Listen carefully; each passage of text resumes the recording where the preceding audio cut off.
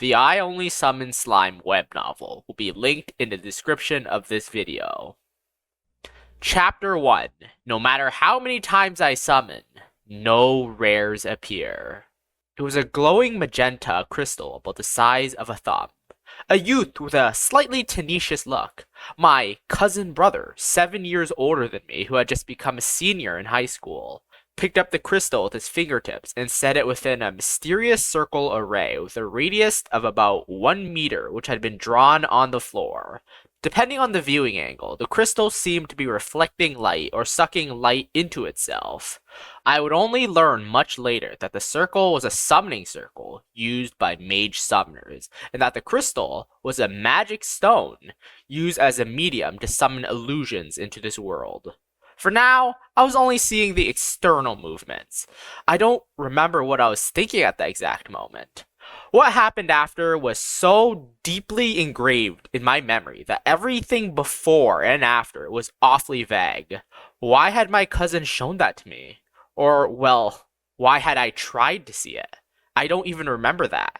And yet, the sight of my always smiling secular cousin with his eyes closed and hands together in seemingly prayer to God was a scene that had been implicitly seared into my brain. Then, in the next instant, the summoning array emitted a dazzling golden light. My cousin's eyes sprang open in surprise. A few seconds later, a golden dragon appeared before our eyes. It wasn't very big. In fairy tales, dragons were said to be as large as mountains or fortresses, but the dragon that had appeared before our eyes was at most about the size of my not yet 9-year-old self right then. Its wings were still small and immature, probably unable to lift the little dragon itself even if they were fully spread out, and its smooth scales looked like they could be peeled off just by plucking at them gently. Still, even so, its existence alone was absolutely beautiful. I was stunned speechless by its presence, but besides me, my cousin was screaming, "A golden dragon! It came! Ah!"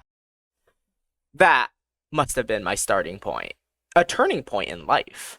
On that day, that wondrous scene engraved deeply within me a yearning for that dragon, and so I decided to become a mage summoner, just like my cousin. Let's talk about summoning magic. Summoning magic is magic which draws energy from a world from a different dimension to manifest apparitions into this world. It requires a magic stone as a medium. The magic stone is used as a core to attract the power needed to construct a physical body in this world. The constructed creatures are called vassals, and, in most cases, are loyal to the summoner. Depending on the type of summon constructed, the vassal could be a most reliable partner with intelligence equal to humans. Mage Summoners were one of the most versatile of many magical occupations. Glory was almost guaranteed if you could summon a powerful partner. The country invested a lot of effort into cultivating mage summoners to increase the nation's military power. Even if you were poor and had been born in unfavorable circumstances, if you were found to have high aptitude to be a mage summoner, you would receive free training and would have a secure job with the government in the future. There are always success stories like this circulating around. However, things that are too good to be true are often not so simple. There are some hurdles to overcome to feature in such a success story. First and foremost, the appropriate aptitude to be a summoner is a rare quality. Secondly, the summoned creature is not chosen by the summoner, but is completely random. And thirdly, due to the essential role as the core of a summon, the magic stones needed are ridiculously expensive. The magic stones are valuable items. A middle-class family could live off the price of a magic stone for 3 months. The magic stone that my cousin had used back then had been provided by the Mage Summoning School when he had been admitted for having the appropriate aptitude to be a mage summoner. It was frankly amazingly lucky for him to have summoned a legendary golden dragon, which was listed as an SSR rarity summon in the Summoning Index in his very first attempt at summoning. Therefore, after putting in 7 years of blood, sweat, and tears driven by the envious yearning for my cousin's dragon, I finally beat the odds to become recognized as a Mage Summoner in the making.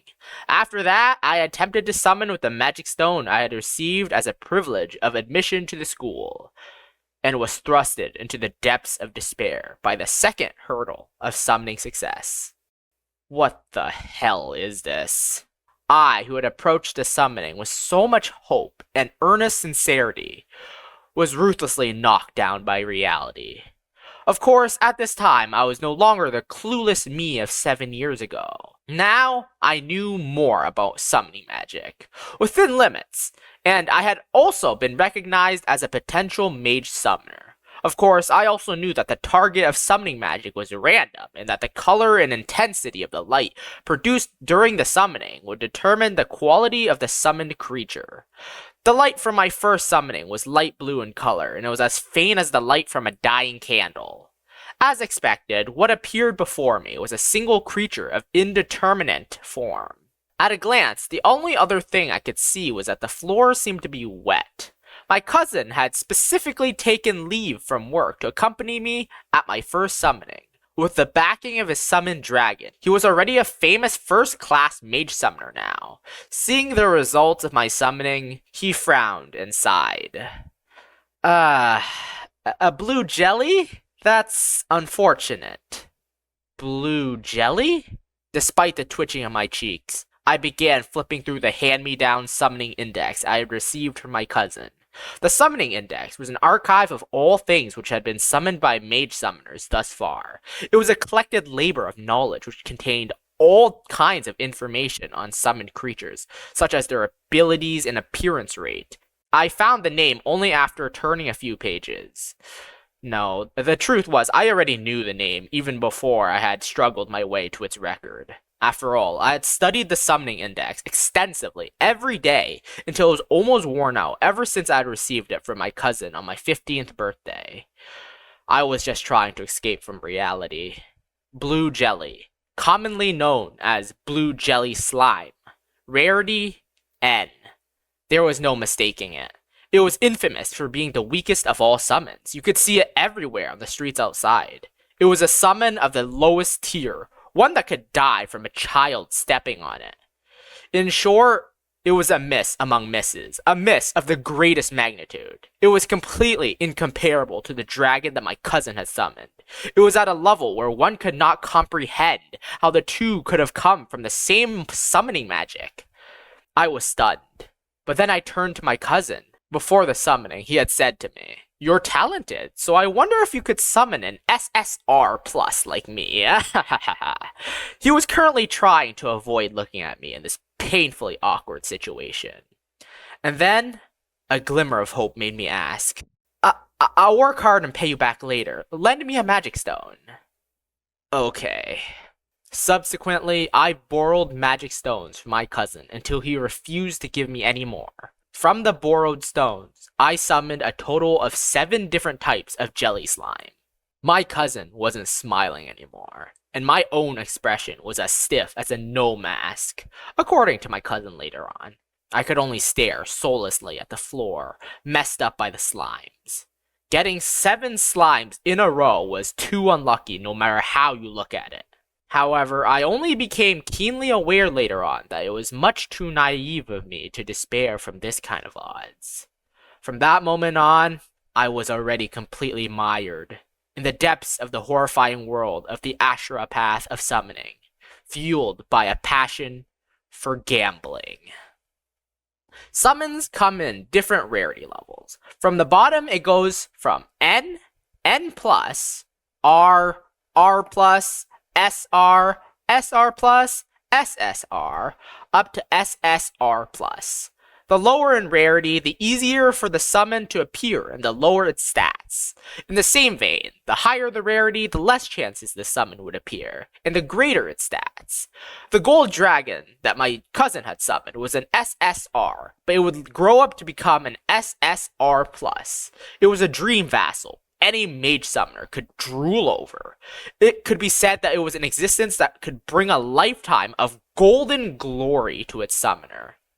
The jelly slimes I had summoned were the lowest possible end tier summons, and due to their completely liquid form with barely any firmness at all, I could not even hold them properly without putting them in a bucket. Gold dragons can speak in human tongue. There was no way to communicate with slimes. They did not even have a mouth to begin with. The difference was overwhelming. This overwhelming disparity was due to the summon type. Of course, there was no way I could begrudge my cousin who had lent me all the precious magic stones he had, but I would be lying if I said I wasn't at all jealous. The power of a mage summoner depended more on the strength of the summoned vassal than the actual skills of the summoner. Although there was a prevailing theory that it was more likely for an experienced summoner to summon rare vassals, the type of summoned vassal was pretty much completely random. There were cases where newbie mage summoners, like my cousin back then, managed to summon dragons, and there were also cases where accomplished veteran mage summoners obtained slimes in succession, though it was impossible for a mage summoner to continue summoning vassals indefinitely. In any case, I currently found myself in need of magic stones.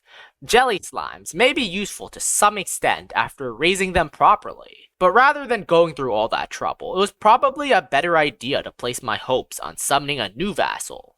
However, I had no money. Even if my cousin would be willing to bestow more stones upon me, my pride would not allow it. If things continued the way they were, I would likely have to abandon my pride someday. But at this point, I still had my pride, and I wished to find a more elegant solution. Mage summoners were considered elite. I did not have the free time to take up a part-time job, and besides, I would receive a set amount of scholarship money even without having to work. I began saving to the extreme. I latched onto a cute girl who had a fondness for summoners, and managed to get her to support me, allowing me to save up my scholarship money for magic stones. I was a demon of savings. My classmates' nickname for me was Purse Strings. In this manner, I was able to obtain 3 magic stones in my first year at the school, and succeeded in summoning 3 jelly slimes. One of them was a rare, auspiciously colored red and white slime, which had only appeared during the winter seasons. Its rarity was N+. I felt like dying. Second year at the school, my grades dropped due to my extreme thrift and obsession for magic stones. But then a friend told me that I could get a bonus reward of 5 magic stones if I graduated at the top of my class. Driven by my desire for magic stones, I threw myself into studies while working at a part-time job. At the same time, I seduced the girl who was my rival in studies and made her grades drop. This incident resulted in my girlfriend dumping me. With that, 2 years later, I had a terrible reputation as trash. But I still became the top graduating student and obtained 5 magic stones. When I graduated, the slimes I had in my keeping had increased by 5 more, bringing my total up to 15 slimes. By that time, the slimes under me had already leveled up considerably and now had a firmer consistency, as if potato starch had been added to their original liquid form. The other summoners in my class had already gained other types of vassals, so I was the only one who was actually raising slimes. When the 5 magic stones I received from my top student awards resulted in slimes as well, the contempt in my classmates' eyes turned to pity. My nickname changed from Purse Strings to Slime Master. At the time of my graduation, my cousin, with the backing of his golden dragon and several other SR vassals he had fortuitously obtained, had become one of the top 5 mage summoners in the country and was now considered a super elite. To congratulate me on my graduating with top honors, he gifted me with 10 magic stones. By the way, I had already cleared up my previous debt of magic stones with him. With these 10 new magic stones, I summoned 10 slimes. I was advised by my cousin that it would be better for me to give up on being a mage summoner and just take over my family's inn. Having only managed to summon slimes thus far, I did not receive a job offer from the government, despite graduating at the top of my class from an elite school. No one could blame me for it, since it was a well-known fact that the results of summonings were random. However, the situation still dealt a great deal of damage to my sensitive heart. By the time I graduated, I had already summoned 30 vassals. This number was the highest among my peers. Among my peers, the Mage Summoner right behind me in terms of number of summons had 5 vassals, but none of the 5 were slimes. How many tears have I shed over the injustice of it all? And yet, the fault clearly laid with me. No matter how easy it was to obtain N rarity vassals, there were countless other types of N creatures I could have drawn. I had pulled slimes all year long through spring, summer, autumn, and winter. Thus, I had obtained a complete set of the regular slimes, seasonal slimes, and even the event-limited slimes. It reached a point where I was asked to write a book about slimes. After graduating, it was compulsory for a Mage Summoner Illuminus to serve the country. However, due to the strange occurrence of receiving no job offer from the government, I wrote the book to kill time. My former classmates, now elite Mage Summoners, supported me out of sympathy, and so my book became a bestseller and I received a large sum from royalties. If an elite Mage Summoner was unlucky, this sum would be greater than said summoner's salary. Upon receiving this great sum of money, I began thinking, I should buy more magic stones with this money and obtain other vassals. Even before I began to summon, my cousin was already looking at me with pity in his eyes. I was a captive to the occupation of Mage Summoner, or rather, I was a captive to summoning. The gold dragon, which had only been as big as I had been as a kid back then, had already grown up into an adult and was now fully resplendent in its majesty as a dragon. My slimes were now solid enough to use as a water pillow. I thought, I cannot stop here. I cannot stop summoning until I get a dragon. It is said that the probability of summoning an SSR plus vassal is about 0.01%, followed by the 0.1% for an SR, 5% for R plus, and 10% for R. In terms of probability, I had already summoned 30 times, so it would not be surprising for an R or an R plus to appear soon. Even if there was a temporary bias in my summons, the odds would eventually converge. It would be the next summon, or the one after that, whichever one will do. The royalties were equivalent to about 100 magic stones. I could pull as much as I like. If an SR doesn't appear, it would be a scam. With that much money, a single person living alone could live comfortably without having to work for 10 years. However, I chose to pursue the glory of a Mage Summoner over 10 years of idle living. I arranged my room neatly and then drew summoning arrays on the floor with all the spirit of an elite Mage Summoner who had graduated at the top of his class, one after another, as if I was running a summoning assembly line. My room was soon overflowing with slimes, and my parents were furious. After using up all the magic stones, I contemplated calmly in my room filled with slimes. Now I have no choice but to attempt the forbidden art of combining vassals. If I don't do this, I will not be able to summon again. Vassal fusion. It was an evil technique which violates bioethical principles by fusing separate sentient vassals together to form a new vassal. Chapter 2. This is not what I want. Vassal fusion.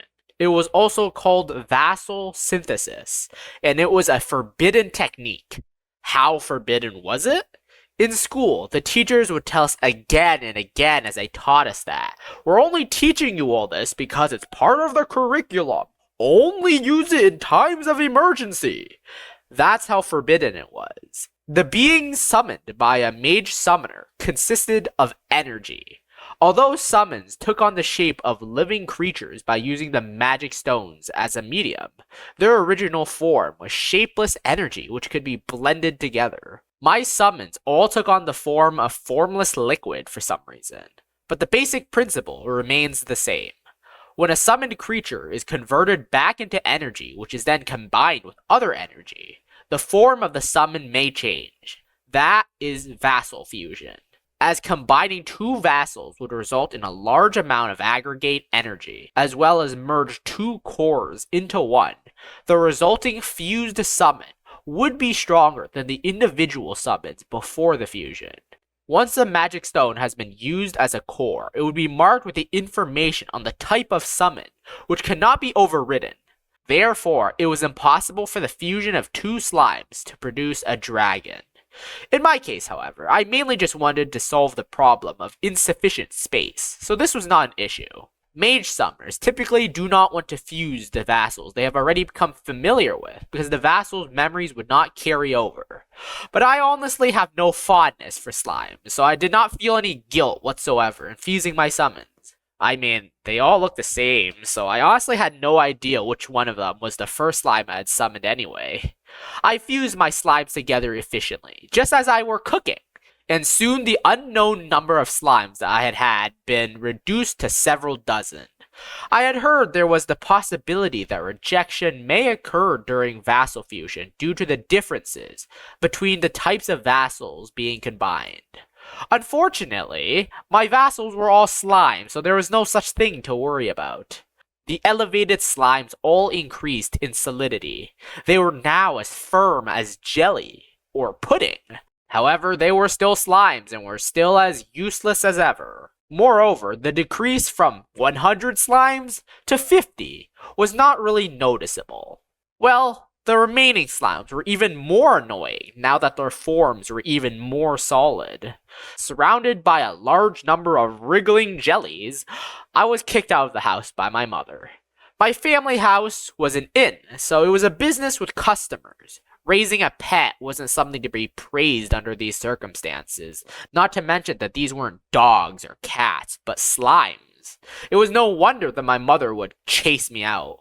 Perhaps it was the unconditional love of a mother which had prevented her from kicking me out until this point. Even a best-selling book could not continue flying off the shelves forever. Now that I had sunk all my earnings into magic stones, I was once again out of money. Saddled with a bunch of children, I couldn't even go crash at a girl's house. These were slimes, you know. Slimes. Who would take in a man who's going around with several dozen slimes? I don't think so. I had no home and no job. All I had were slimes. As I walked along the streets surrounded by squirming slimes, I watched the pedestrians make way for me as I contemplated my situation. I wanted to summon, but I had no money. Unfortunately, my reliable cousin brother was not around. He had heard news of a powerful monster outbreak overseas and had left on an official trip to check things out. That was the sad fate of being affiliated with the nation. I was extremely envious. Mage Summoners were renowned for being powerful, but their power was undoubtedly based on the strength of their summoned vassal. Since I only had weak vassals, I could not obtain materials by defeating monsters to sell for money. In any case, the amount one could earn that way was not much. I'd already tasted the joy of summoning 100 times consecutively and could no longer turn back. I wanted to earn as much as I could through legal means. However, all I had was a great amount of slimes. A legal way to earn money using slimes. The only thing I could think of was to start a laundry service utilizing the dirt-eating properties of slimes, or to run a sex shop with slimes. I decided to start a laundry service. From the time being, I was able to borrow money from the bank due to my Mage Summoner license. With that as my fighting capital, I set up a large laundry service in a prime location in the city. Normally, a laundry service uses the diluted body fluids of slimes to remove dirt. Slime fluids could then be removed from defeating slimes in the wild. But there was a knack to obtaining it, so the prices were rather high. With so many slimes under my control to do as I liked, there was no reason I would lose. My shop was thriving. Even though the profits were not very high, my cost was pretty much zero. Well, no, you could even say I gained, since I did not need to pay to feed my slimes anymore. One store increased to 2, then 3, and the count just kept increasing. I even opened up stores in other towns. Incidentally, I also sold slime fluid to other laundry services on top of running my own laundry service, so that was another profitable source of income. If not for such a unique circumstance of mine, a mage summoner would never be running a laundry service. I had no competition. Within the span of 3 years, I entered the limelight of the glorious moniker of King of Laundry. There was not a single person who did not know of the laundry service with the slime logo. I found myself laughing when I was introduced by the media, but there was no pride in it as a mage summoner. The number of stores increased, but that was no problem because the number of slimes also increased with the profits. I had indisputably joined the ranks of the millionaires. However, I was buying up and gathering so many magic stones that the normal distribution of goods was being affected, and so I received a federal warning. This was out of my expectations. Still, it was the country who was really at fault for dealing in magic stones that could only summon slimes. When I produced evidence that I had only been able to summon slimes from all the magic stones I had bought in an appeal to the court, I somehow managed to win my suit. I received an apology as well as some compensation money. However, it was impossible for me to continue remaining in town now that the country had its eyes on me. They may even send assassins after me. Thus, I left the country. I sold all my shops and even the brand itself, and I reduced the innumerable slimes I owned by fusing them as much as possible. All my assets were invested into magic stones, and all those magic stones resulted in slimes. The new slimes I gained were once again subjected to vassal synthesis. At this point, I had half given up. I don't even know how many 100 times I had pulled. All of them resulted in slimes. Is slimes the only thing I am capable of summoning? No, probably not, but that was all I could think about.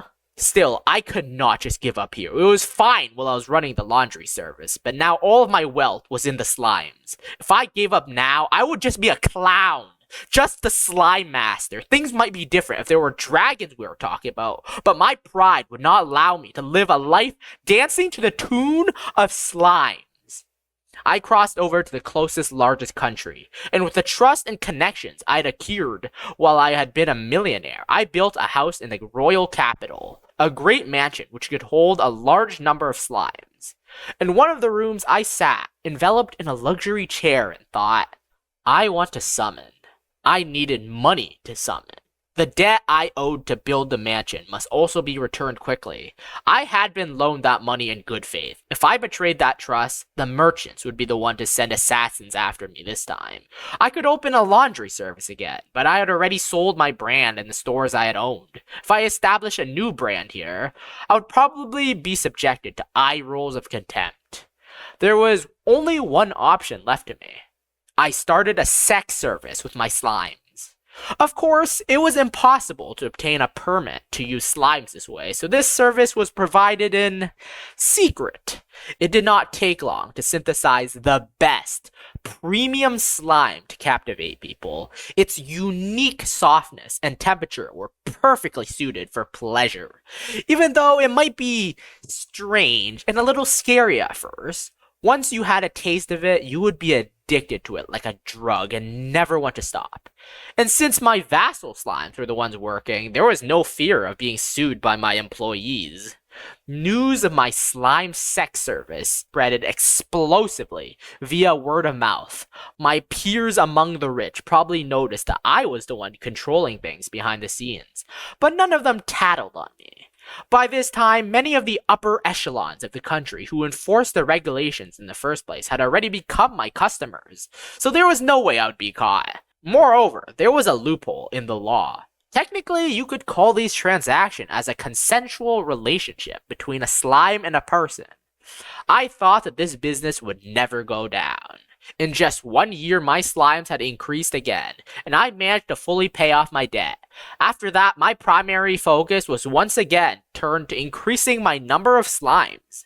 Very soon, I had all kinds of slimes. After engraving the joy of slime into everyone's minds, I steadily increased my prices. But even then, there was no end to the customers. But one day, some news reached my ears. There seemed to be a movement towards regulating sex services involving slimes. I might have overdone it. It seems that there had been an increasing number of people who had become so accustomed to slimes that they had become bad at interacting with other people. Moreover, there had been cases of heroes dying after trying out wild slimes when they could not afford for the sex service. The country was finally moving to take action. After considering all this, I closed down the service. I could not afford to be captured right now. Besides, I have no intention of becoming an enemy of the nation. I just wanted to summon. Around that time, as I continued to apply vassal fusion to my increasing number of slimes, I made the discovery of the century. If you synthesize jelly slimes in a specific way, a metal seed would be produced. Metal seed was a rare metal that exists in nature. It had extremely high hardness, and after being processed through a specific method, it was a metal that was in exceedingly high demand with defense contractors. Unlike other common metals, there were no mineral veins of which could mine it. It would just appear randomly in an area without any warning signs. It was a rare metal that could seldom be found. But if you managed to get your hands on some, it was a dream metal, which could be traded for tens to hundreds times more money than you could get for the same gram of gold. Who could have imagined that this so-called God's gift was actually a slime whose body had grown too hard to move? If I continued to pull slimes, I would have a stable supply of the metal. For the sake of magic stones, I approached an arms dealer to do business with him. Chapter 3. If I keep pulling until it appears, it'll be 100%. A merchant's connections had a wide reach, both in terms of breadth and depth. I still retained some influence from my stunt as the former king of laundry, and I had also built up some connections here after spending several years in this country. Besides that, the item I wanted to trade was a very lucrative metal seed, so I found a business partner almost immediately. After all, this was a very rare metal. To give you a better understanding of how rare it is, legendary swords and such other items are made from it. I could foresee that trouble would befall me if I ever told anyone that I could make it. Thus, saying that I had found it by chance, I sold the metal seeds freshly produced via vassal fusion to an arms dealer at a high price. This business continued. The other party involved must have had some suspicions about me for being able to deliver metal seeds on such a regular basis. But he said nothing at all. It would be a terrible loss if I took my metal seeds to another merchant after all, if they pried. The merchant I was dealing with was an outstanding man who knew how to weigh the risks and returns and act accordingly. Of course, the arms dealer was certainly converting the metal seeds into weapons via independent connections on his end, and he must have been earning a great profit beyond my means. Taking my metal seeds directly to the blacksmith would have been more profitable, but I did not want to encroach into the territory of the arms dealers. Besides, accumulating wealth was not my purpose in the first place. I wanted to summon. That burning pathos I had gained about 10 years ago had shown no signs of cooling. I used every trick I knew, pursued every connection, and splurged the money I had to procure magic stones. I changed as many slimes as I could into metal seeds, and sold them off. But multiple types of slimes were needed to produce a metal seed. I had no choice but to fuse the surplus slime types together, as needed to free up space. At this point in time, my business was in perpetual motion. This was due to the disparity between the retail price of metal seeds and the cost of magic stones. Although the types of jelly slime I was continuously summoning should have been completely random, the types I was getting were beautifully averaged out. If I summoned with the magic stones I obtained from my earnings from selling off the metal seeds, I could again collect all the slime types I needed to generate more metal seeds, unless I was really unlucky. And I wasn't collecting just enough to get by. There was always a considerable surplus. My summon count was increasing rapidly, and at the same time my ability as a mage summoner was also improving. Still, no matter how many times I summoned, only slimes appeared. That said, no matter how low the probability of summoning something was, if I continued summoning until it appeared, it would be no different than if the probability was at 100%. The me of before, who despaired at summoning only slimes, no longer existed. In its place, a lone Shura remained. All this time, summoning slimes had left my psyche as hard as a metal seed. Around this time, I had received a letter from my cousin brother whom I had not seen for a long time, telling me to come back to my parents' house. My cousin had become the best Mage Summoner in the country by this time. The legendary gold dragon that had started me on the summoning path was now a symbol of national power. If I were more immature, I might have been jealous of such an excellent cousin. However, my mind was a metal seed, so I did not think anything of it. The cousin whom I had once been eager to overtake was already at an extraordinary height beyond my reach. A mountain that is too high is not something to climb. It is just a backdrop. My goal had changed from summoning a dragon to summoning something other than a slime. A class reunion was held in my hometown. With the exception of myself, every single one of my classmates had been assigned to the military or the Mage Summoner units, advancing forward on the path of elites. Regardless, my mind was a metal seed, so I did not think anything of it. Every nostalgic face was accompanied by a powerful vassal. It had almost been 10 years since graduation. Both the summoners and their vassals have changed drastically since then.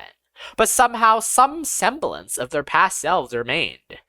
I guess none of my classmates attempted vassal fusion, in line with what we had been taught.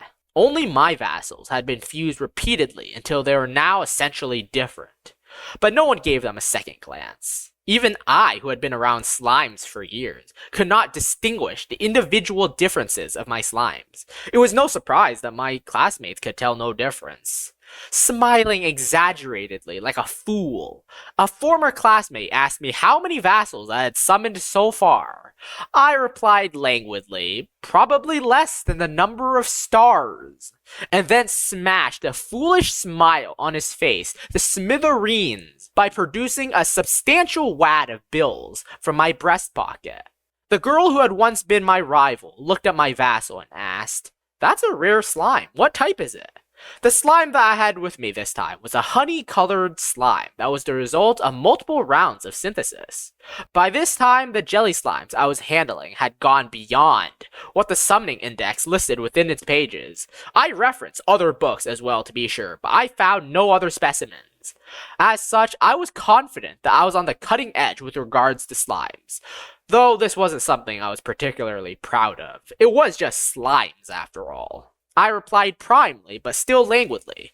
"It's a legendary wholly viscous golden jelly." The girl hummed disinterestedly. I felt like dying. I produced another wad of bills from my pocket to slap her face with. The only thing I had over them was my wealth. Feeling frustrated for the first time in a long time, I returned home and wet my pillows with tears. After that, I returned to my home country and continued to summon slimes with greater vehemence. My life as a Mage Summoner was a wretched mess, but my life as a slime wielder was going extremely smoothly. Eventually, I was commended by my country as the best slime wielder in the world. I thought, it's not like I'm wielding slimes because I like them. 3 years later, the moment I had feared finally arrived. The delicate balance between supply and demand collapsed. The price of metal seeds fell, and the price of magic stones began to soar. No matter how valuable a precious metal was, continuous supply over many years would cause its price to fall. As for the skyrocketing price of magic stones, my bulk purchasing of them was completely to blame. Mage summoners other than myself were rarely summoned. Summoning was a lifetime endeavor. However, at this time, the price of magic stones, which had already been high to begin with, spiked up to an unbelievable degree. If the price of magic stones became so high that the average mage summoner could no longer afford them, the country would certainly take notice and investigate. I had already been through a similar situation once before, and had predicted this eventuality. Therefore, I had been paying close attention to my purchasing of magic stones ever since I moved back into the country. They would not be able to catch me anytime soon. Not that I was doing anything wrong. Still, if the country was inconvenienced, I, who was wealthy but powerless, would be erased in an instant. Now that the country had begun investigating the matter, it would no longer be possible for me to buy any more magic stones. If there was no stock, there was nothing to collect. I decided to stop my business trading and put all my strength into summoning with my final remaining magic stone. A blue jelly slime was summoned. Ironically enough, it was the very first slime I had ever summoned. Feeling a little sentimental, I fused nearly 1,000 separate slimes I had been raising into the single slime. The resulting slime was as big as a dragon and as translucent as a jewel, but it felt cool and would wobble when touched. It was a slime that had never been seen before. I named it Jewel. This was the first time I had ever named a vassal. I used to think that I would only give a name when I summoned a dragon. My metal seed heart reverted to the hardness of a blue jelly slime, and I cried. I had known this day would come, so I was mentally prepared and had some money saved up. Nevertheless, considering the upkeep of the mansion I was living in, there would not be much left soon. If I did not start a business as soon as possible, the money would be gone in no time, and I would be left unable to summon again. However, in my jelly slime state of mind, I could not muster up the enthusiasm to come up with a new business idea. If it costs money to maintain the mansion, then why not sell off the mansion? With this pessimistic solution in hand, I sold off the mansion where I'd spent the last few years of my life in this country. The money I received from the sale became magic stones before I knew it. To be honest, it had been an unconscious act. I only came to the realization that I had bought them when I looked down to see the 10 magic stones laying so naturally in my hand, and I was stunned at myself. If I summoned, slimes would be the confirmed result. However, before summoning, the possibility of a slime or a dragon existed at the same time within the stones. I dubbed the idea as Schrodinger's magic stone in my mind, and decided to keep the stones as a good luck charm. For the time being, I booked a room at an inn with what little money I had left and rested. The capital city was crowded with people walking around aimlessly. This was something I would not have seen if I had stayed cooped up in the mansion summoning. When I asked the people on the street, I was told that it was the 1000th anniversary of the founding of the kingdom and that a ceremony was to be held. As I listened to this, I wondered if I would have even noticed this happening if I had remained confined to the mansion, fully focused on the summoning. I had nothing at all to do with my free time, so I pushed my way through the crowded main street and headed for the venue of the ceremony. There were so many people in the square in front of the royal castle that one could mistakenly think that people from all over the country were gathered here. But no one approached me with my giant slime in tow. And then I saw the third princess waving from the balcony of the castle as part of the ceremony. And I fell in love with her at first sight. My disheartened soul began to stir under the flames of love. I could not take my eyes off of her immense beauty, and I could only let out a long and deep sigh within the crowd. I had gotten everything I wanted except a dragon thus far. Compared to summoning a dragon, kidnapping a princess seemed like a simple matter. Chapter 4. God doesn't roll the dice, but I'll keep summoning. For the first time in a long time, I poured my brains into something other than summoning and began working on a strategy to capture the third princess. There were two options. Namely, it was either going to be a frontal attack or a roundabout approach. For someone like me who had already sold my soul to the darkness of random summoning, morality no longer mattered. As such, neither ethics nor morals, only risk and return, factored into my decision on which method to take. I asked my merchant friends for help, King of Laundry, the Slime Sex Service, and Metal Seed Trading. Since this was the 4th time I was asking the merchants for help, I was completely unruffled, even when the merchants stared at me like they were wondering what chaos I would stir up this time. Just as I was obsessed with summoning, they were obsessed with money.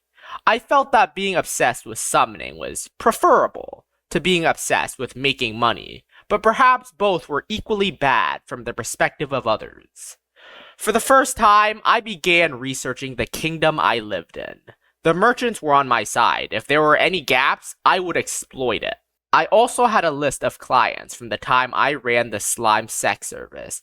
I had not had any plans of threatening or blackmailing anyone when I first started running the sex service. But I guess this is what you would call a weakness for those in high position. Interspecies relations was a very sinful thing.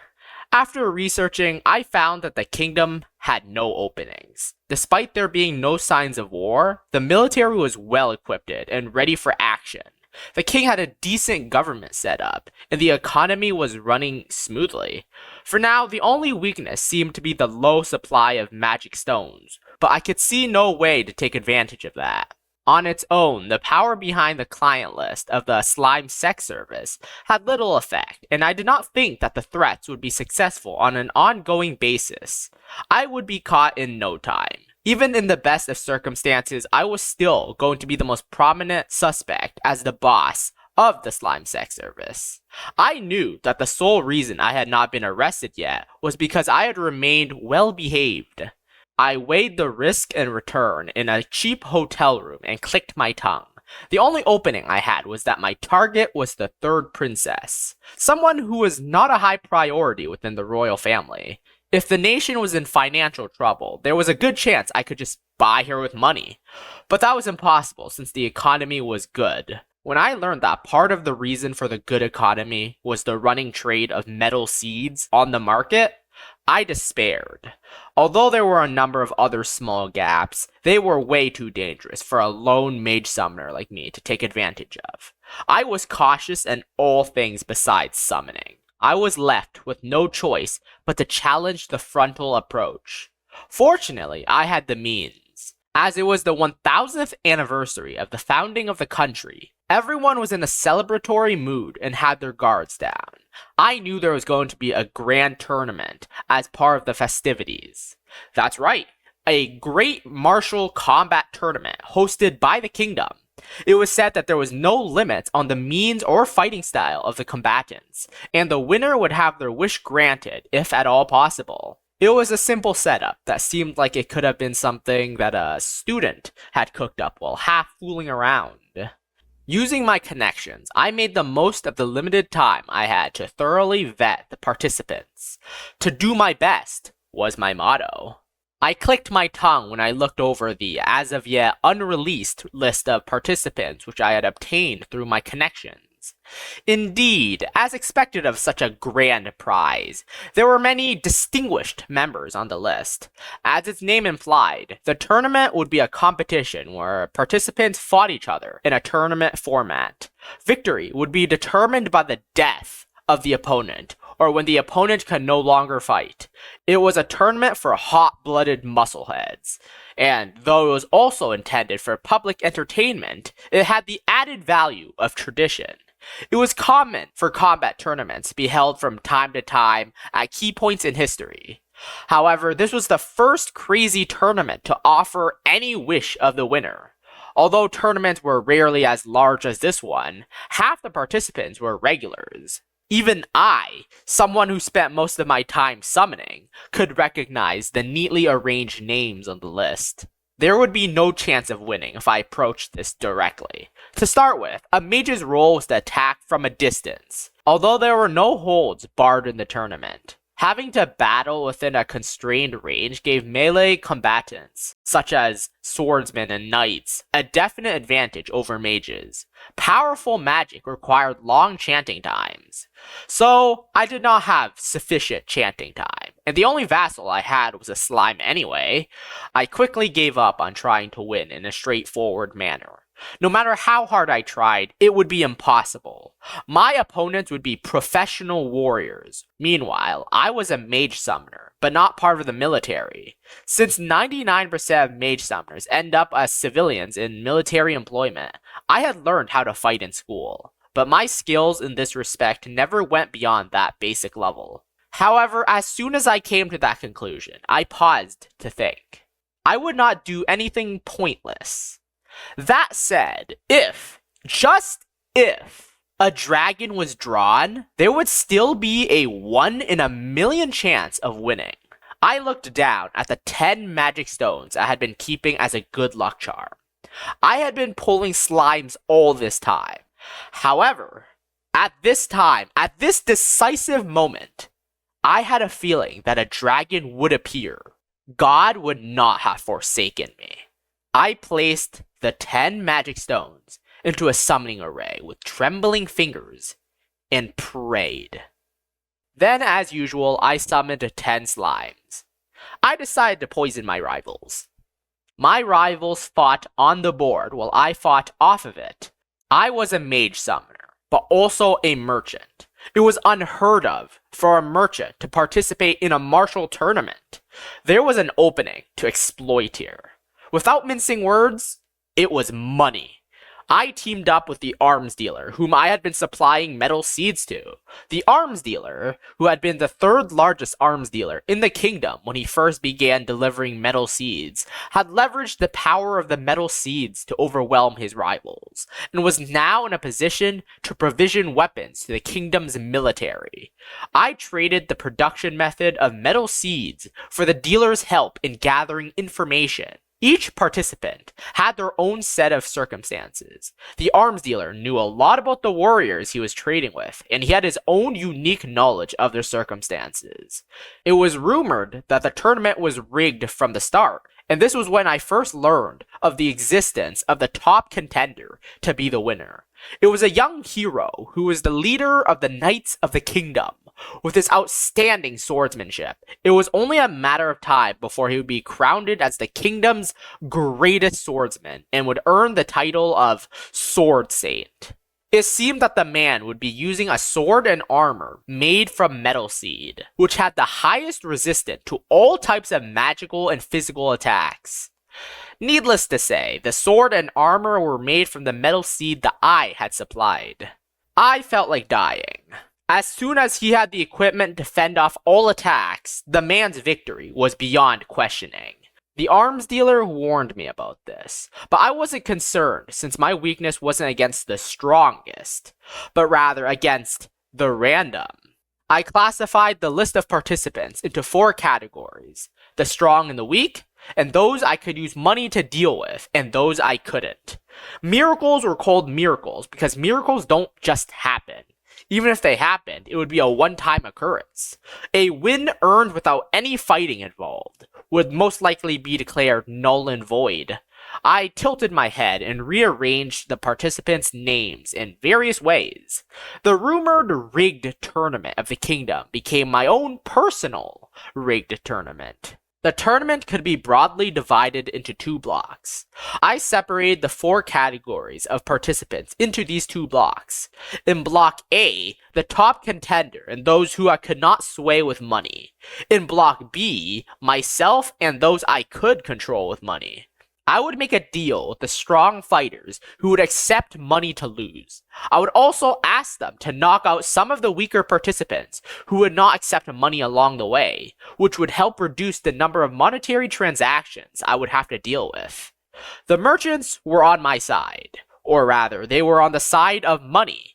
This was my business, but this was also business for them.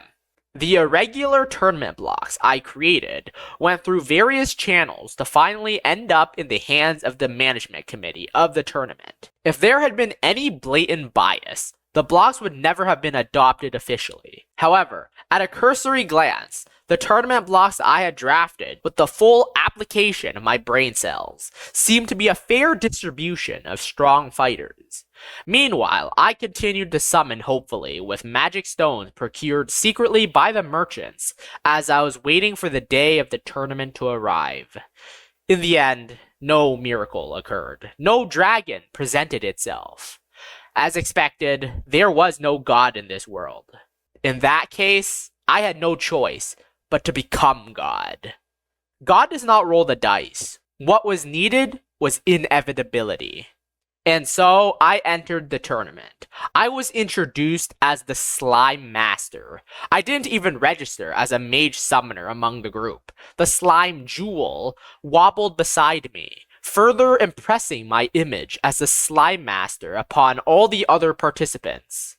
I progressed through the first and second round without having to fight. I had poisoned my opponents beforehand with a poisonous slime. Since it was poisoned from the lowest level of poisonous slime, the poisoning wasn't fatal. If they had died from the poison, as their opponent, I would fall under suspicion. As a master of slime, I was very familiar with poisonous slimes. I used different poisonous slimes to bring down my opponents from the first and second round with different symptoms. There was already a fierce battle being waged outside the field. The announcer called me the luckiest man in the tournament. I wondered what in the world I was doing. My opponents in the third, fourth, and fifth round were all formidable warriors who had achieved great results in other combat tournaments before this. However, they just so happened to be in a bad shape this time, so I was able to win easily. Only the merchants and I knew how much money was moving behind the scenes. The announcer called it a great upset, a miracle. The audience was driven wild by these seeming miracles. A fierce battle was going on at the same time in Block A, but the excitement in Block B was even greater. The lone focal point of attention in a venue of tens of thousands of eyes upon me.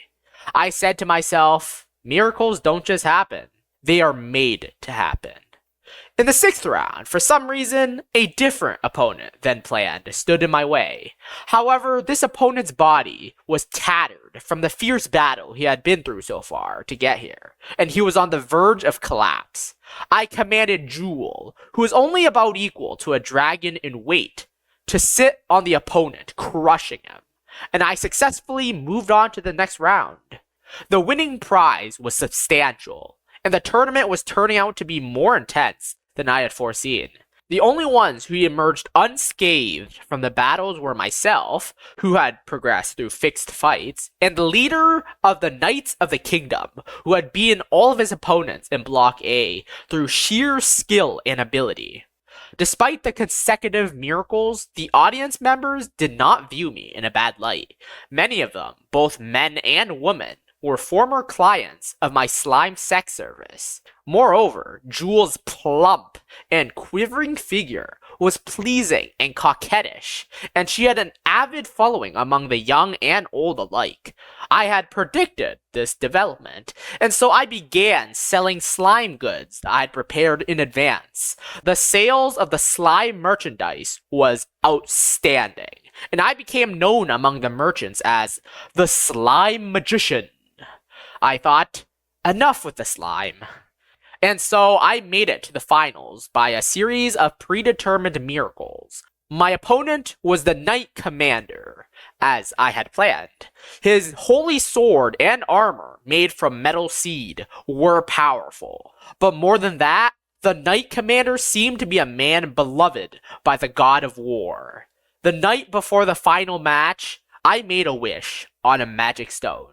If a rare could be summoned, I would be able to win. Perhaps God heard my prayer, for the magic stone produced a relatively rare slime. That wasn't what I meant, though. On the grand stage of the final, I went on stage without Jewel. No matter how synthesized a slime was, it would be no match against a professional military man. Partly a merchant, I could not risk Jewel, my only asset. The announcer called me a man who had lost his mind. My opponent was a knight commander who was fully protected with metal seed armor and was equipped with a longsword across his back. Meanwhile, I was dressed in light armor. The contrast between the both of us was striking, driving the audience wild as it fed into their appetite for entertainment. In an interview before the match, the Knight Commander said he would not let his guard down, regardless of whom his opponent was. During my turn, I promoted the new slime plush toy I was going to release onto the market. I drew my sword single-handedly and struck a pose I had learned by imitation. With the kingdom's best weapons merchant on my side, I had a suitably sharp sword, but it was still far inferior to the one made by Metal Seed. But all I needed was lightness. I was a weak man who could not even swing an iron sword properly. The Knight Commander snickered at my swordsmanship. I smiled when I saw that the third princess, seated in an honored guest pavilion, was holding onto some slime merchandise. And then, the final battle began. Metal Seed was considered one of the strongest metals to date. Still, even though it was one of the strongest metals, it was, in the end, only slime. Slime which I had summoned. I swung my sword down at the Knight Commander, who chose to meet my attack directly with a parry. As I was swinging downwards, I gave a command to the Metal Seed slime, who was still alive even though it had been transformed into the form of weapons. The supposedly strongest equipment shattered into pieces under the barest touch of my sword. The venue descended into pandemonium. I attributed the phenomenon to the special sword I had developed. I claimed to have shown mercy by not shattering my opponent's body as well. I was recognized as the winner. Subsequently, I used my win to obtain a core title, as well as secure my position as slime merchant to the royal family. At first, I had considered asking directly for the princess, but then realized that this was potentially troublesome in application. If I had a core title, I could leverage it as a stepping stone to obtain both the princess and magic stones. Besides, if I were to demand the princess as a prize, I would certainly incur the ill will of the royal family. I was a prudent man. The applause and popularity I had earned in the tournament had made me a hero. I could not let that reputation be tarnished.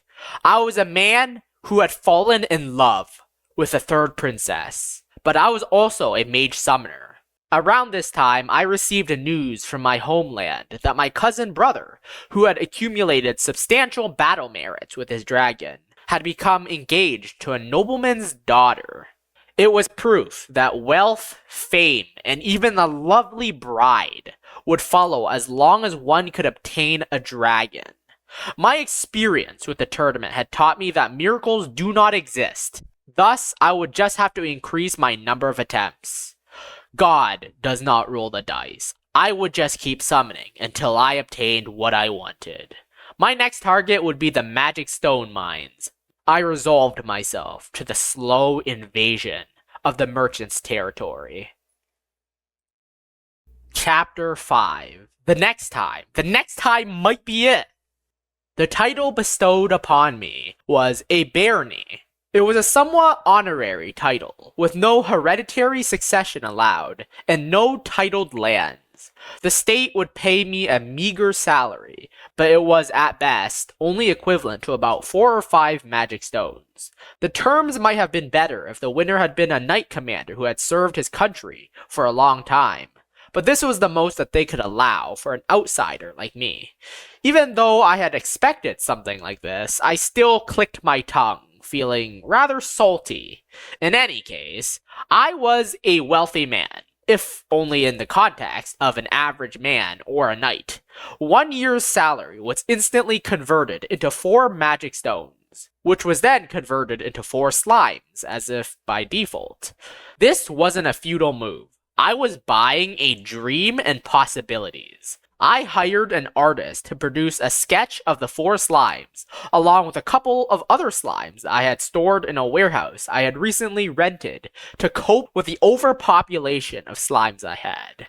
I used the sketch as a signboard for my business. Soon there was no one in the country who did not know my name, and it went without saying that my fame was along the lines of, "Ah, the one with the slimes."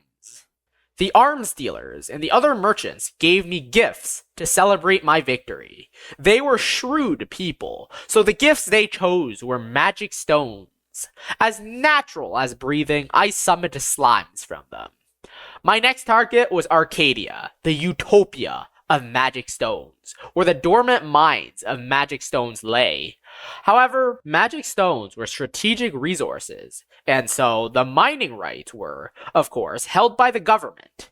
Especially since the prices of magic stones had risen dramatically in recent years, the magic stone mines were now receiving special attention from the nobles. There were great interests at stake. Even I, the hottest hero right now, having just won the Grand Marshal Tournament of the Kingdom, had no room to intervene. I was stumped. There were two options, the direct approach or the roundabout approach. The direct approach would take up too much time, so it was definitely out of the question.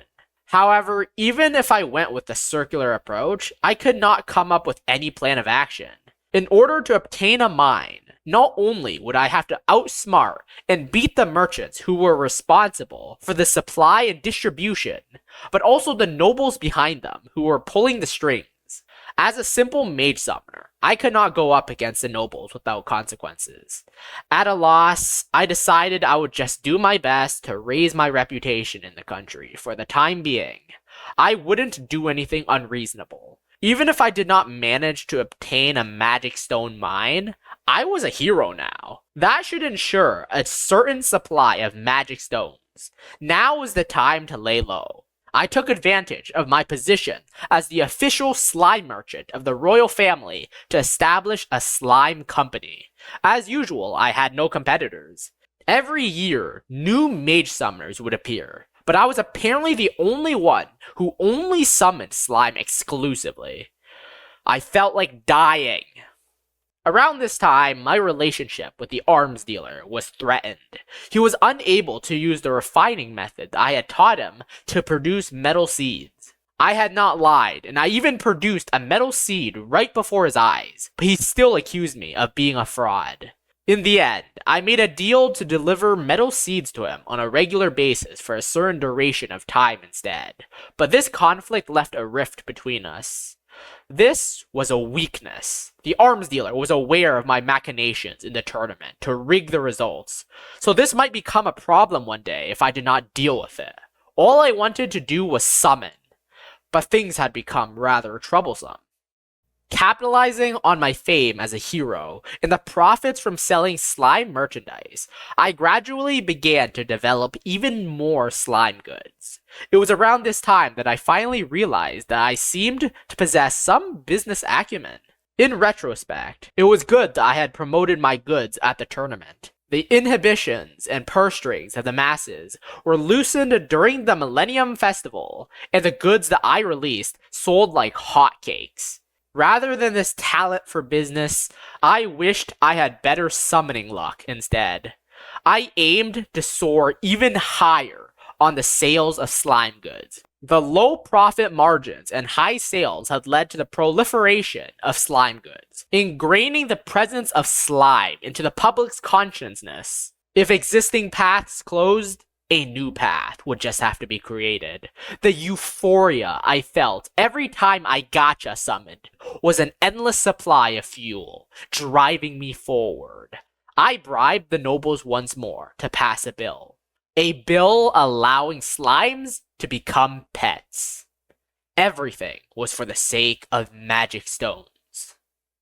Pet slimes, obedient and cute, fancy and eye-catching. They could be used to dispose of leftover food, and they could also help eliminate pests, such as mosquitoes and flies. There was no danger at all since the slimes were summons. The pet slimes I had put up for sales set off a boom which swept over the masses. At the same time, I joined forces with a merchant to begin dabbling in mixed media. We produced everything from comics and novels to play and dramas featuring slimes as the main character. The nation danced to the tune of me and my slimes. While everyone was swept up in the frenzy of slimes, I was the only one who continued trying to summon anything but slime. And yet, in line with the boom, only slimes appeared.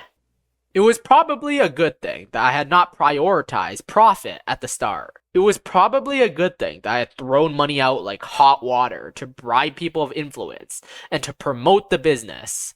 It could have been the influence of making sure the royal family was provided with a sample of all slime goods first. I knew from experience, it was easy to regain things like money as long as you had control of public opinion. I started selling slimes as pets after a great deal of marketing. The price varied depending on the type and size of the slime, but they were basically luxury pets. The cost of one slime would be enough to build a mansion, but the pet slimes still sold like hotcakes. Having a pet slime became a status symbol for the nobility.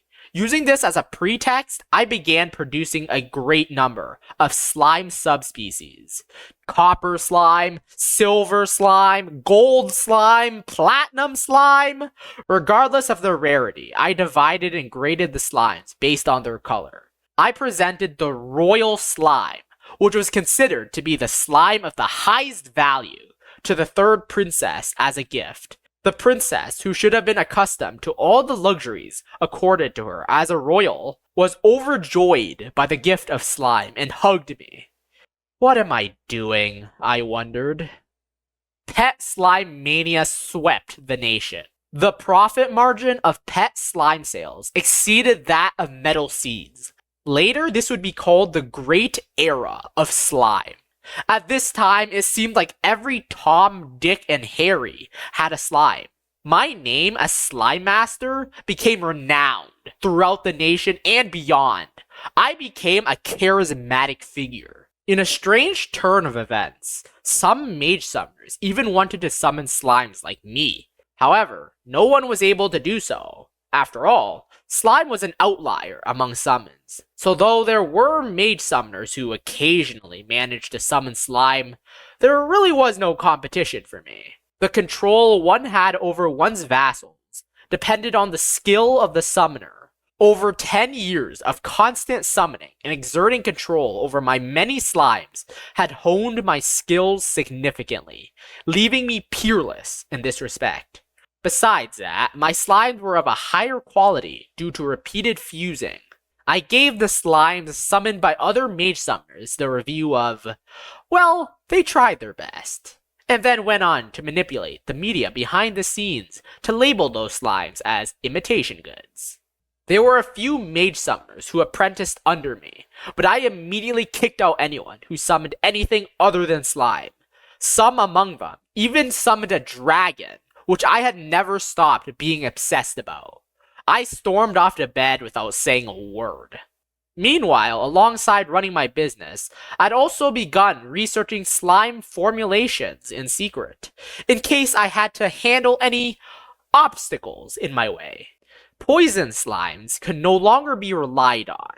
The merchants who had helped me win the tournament knew about these slimes. They had already taken all the necessary precautions against poison slimes. I had plenty of experimental materials, whether it was 1 summoning, 10 summonings, or even 100 summonings. All I got was slime, slime, slime, slime, and more slime. Just because slimes were now considered cute pets did not mean that all slimes could be sold as pets. A certain degree of solidity was required for an obedient and cute pet. The new mansion that I had built had an enormous pool, and in it was a great number of unsellable slime. Soon, people from other nations came, chasing after rumors of the slime. The slime fever burned even hotter with this influx of foreign investment. Even at this stage, there was no competition, and so my income soared even higher. However, I retained almost no currency. My aim was not to become wealthy, you see, but to summon a dragon. My money vanished into investments and magic stones, so I was always dressed modestly. The media praised me for my frugality. Although some people were alarmed by the situation and advised caution, their voices were drowned out in the flood of enthusiasm of the masses. The safety and quality of the slime was assured. Slimes ate pests, but not live animals or human corpses, so there was little risk of them being used for criminal purposes. Furthermore, needless to say, everyone believed that slime was the weakest of all summons and could be easily disposed of at any time. In fact, all the books and research materials only talked about the weaknesses of jelly slimes, saying very little about its dangers. It was a pathetic creature, vulnerable to fire, ice, lightning, and physical attacks. Ironically, I, someone who never wanted to see slime ever again, was the one most familiar with it. The information was misguided. No, it was true that wild jelly slimes were weak. However, the slimes that I had created via synthesis were already fully capable of killing humans. The slimes were only safe to be around because I had ordered them to be so. Under my orders, they remained docile and only ate harmful pests, leaving human corpses alone. The slimes were still my loyal vassals, even after they had been sold. And no one was aware of this. I summoned and synthesized over and over, day and night, and even though I never summoned a dragon, I eventually produced a revolutionary slime. It was a jelly slime, which emitted a pale white glow that no one had ever seen before. I named it Perfect Jelly. The fluids secreted by this jelly slime would cause an overproduction of pleasure substances in the human brain, corrupting the person. I realized that I was close to obtaining a magic stone mine. Chapter 6. Too much greed. I may have had no morals, but I did have common sense. I tilted my head, staring at the bottle of legal slime solution, the secretion from my perfect slime, balanced on the palm of my hand. I had tested it on some slaves, but it was too powerful. It was far more potent than most other poisons, and the mere touch of it could leave one a prisoner of pleasure. If used undiluted, a single drop was enough to permanently incapacitate someone. Its use was limited since it was so strong. If it were to appear on the market, it would surely be declared illegal. If it became known that this was a secretion of slime, an anti-slime movement would be unavoidable. Though that would be bad enough, if I were unlucky, I might even end up hanged for it. At first, I considered dosing the princess with it to make her fall in love with me, but then she would become a mindless lover. And besides, I had already amassed great fortune and fame. The princess probably had a very positive impression of me, so I should be able to achieve my objective with a straightforward approach. Next, I thought about dosing the arms dealer I was having trouble with, but I realized it would be very difficult. He was extremely cautious and would not eat anything prepared by me, and he probably had mechanisms in place to take me down with him if anything were to happen to him. Although slime was currently trending, humans were fickle creatures. Someday they will become bored of slime. Time was not on my side. I stared at the clear liquid as I contemplated the advantages and the disadvantages of using it. Finally, I arrived at one conclusion. It should probably be okay if I dilute it as much as possible. Nothing ventured, nothing gained after all. Most importantly, this legal slime solution was sure to be a big hit. Unlike other banned narcotics, it would be legal. Not just yet though. I made the most of the slime fluid to produce a new product, slime liquor. It was an alcoholic beverage with an unprecedented slime-like smooth texture. I outsourced the brewing process to an arms dealer.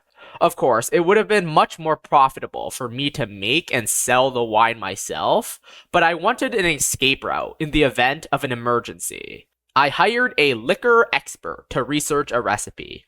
All I needed was a new texture with a minimal taste. Of course, there was no mention of legal slime solution within the recipe.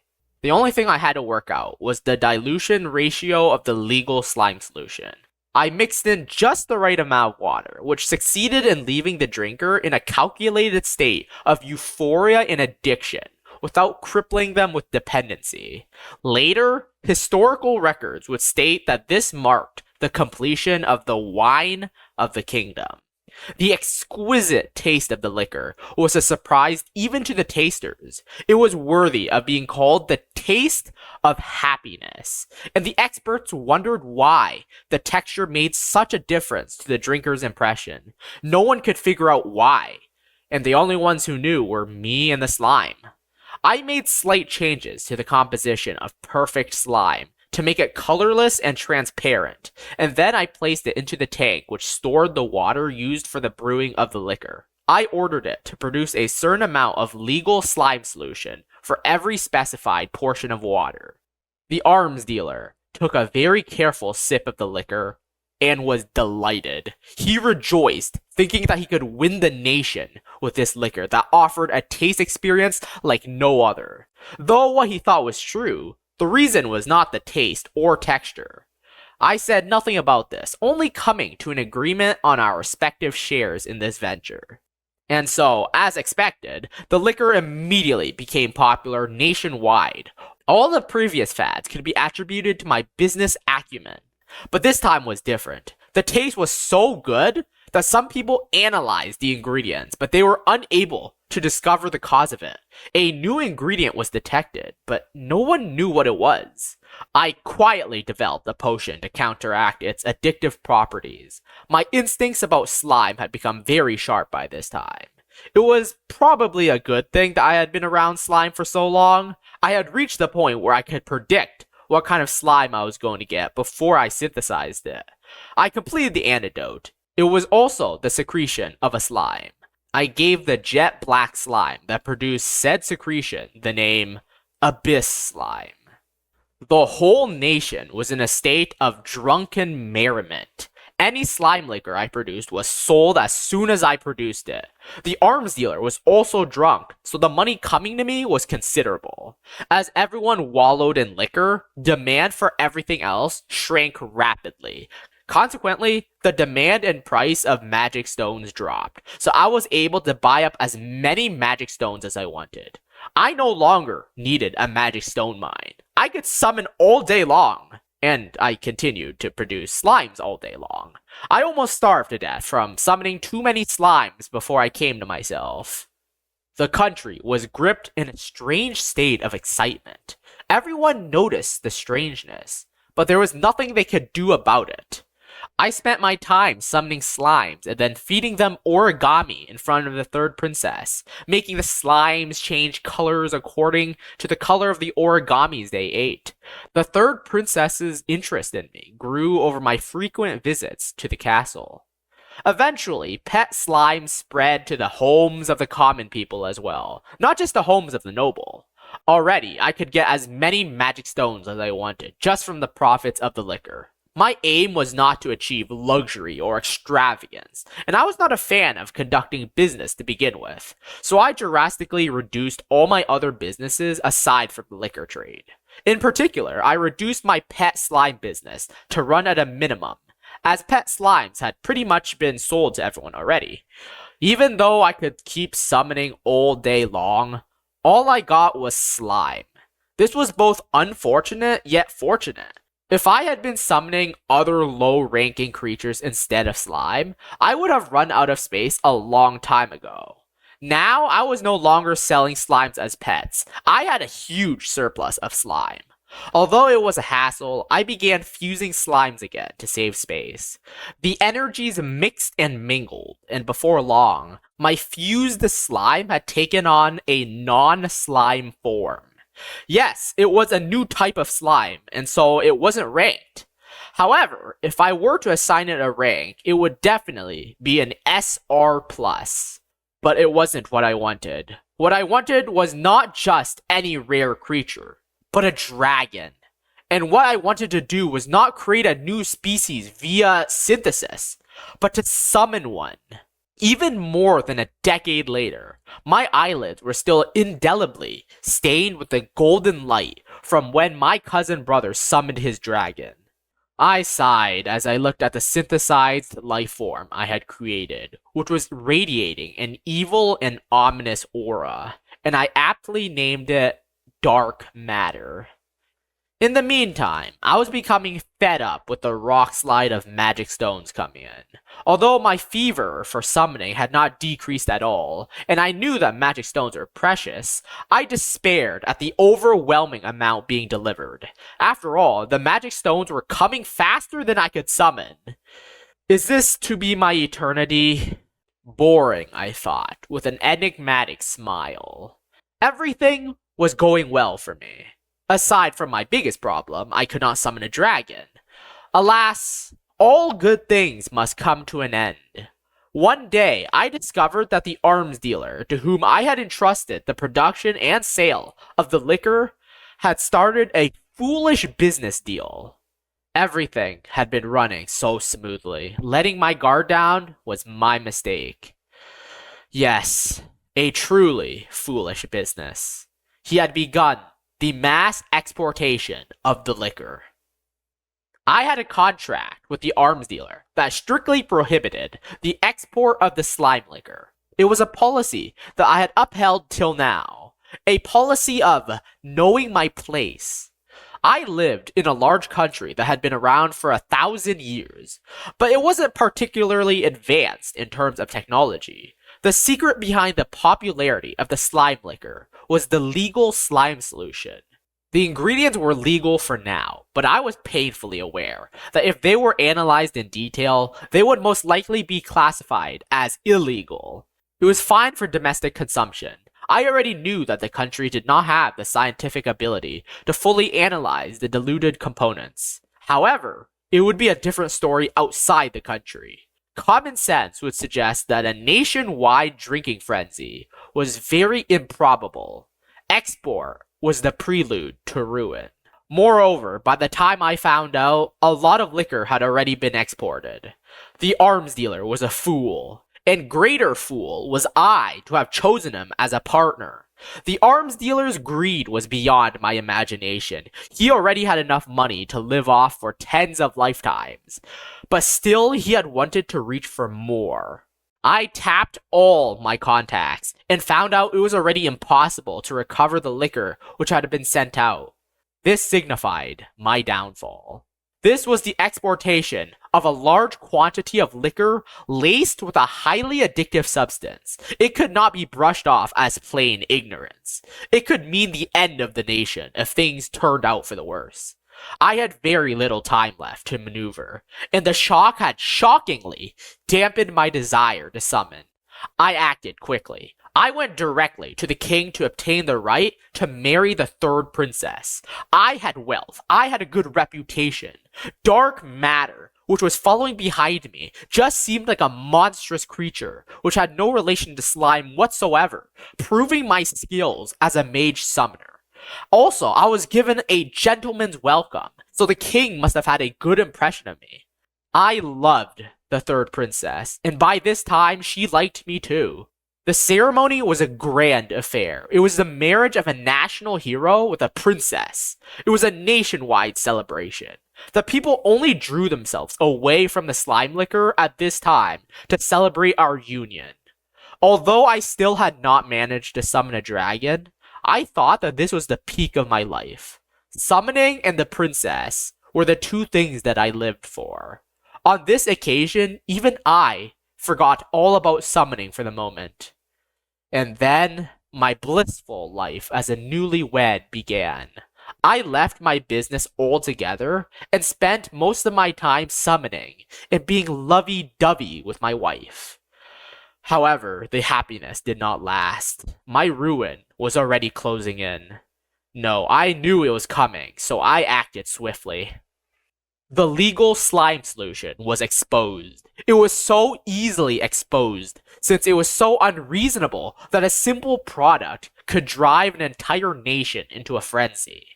No matter how diluted it was, the ingredient itself remained in the liquid. It was obvious that it could be analyzed as long as one had the scientific capabilities and the patience to do so.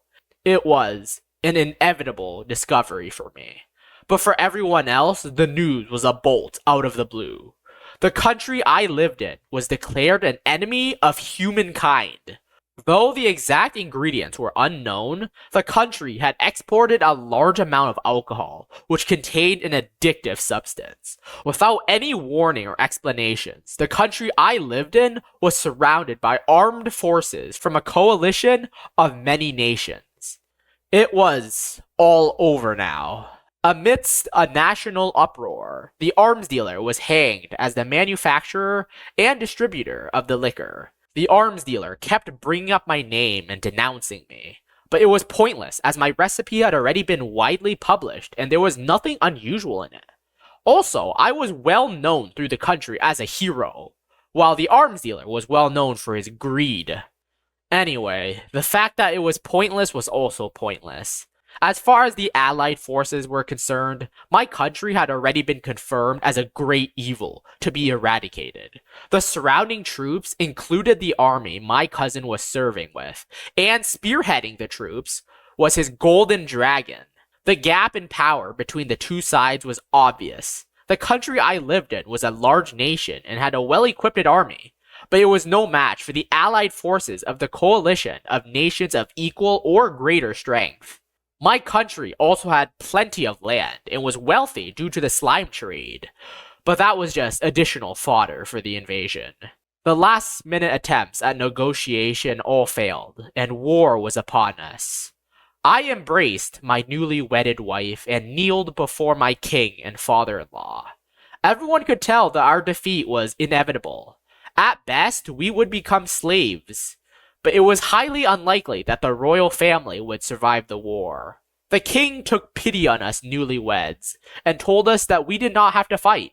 The most optimistic military estimates indicated that the front line would last no more than 3 days. And that was if the Allied forces challenged them with a battle of attrition. If they decided to push forward in a full-scale war, the country would be destroyed in an instant. I decided to spend the remaining time I had left loving my wife. Running away would be futile, and I don't think the kind-hearted princess would approve of it. In my mansion, I hugged my trembling wife. It was selfish, but to some extent, I was happy with my life. I had married the princess, who was my first love, and though I had yet to summon a dragon, I had summoned tens of thousands more times than the Mage Summoners who were my peers. Punishment would be warranted if I dared say I still had regrets.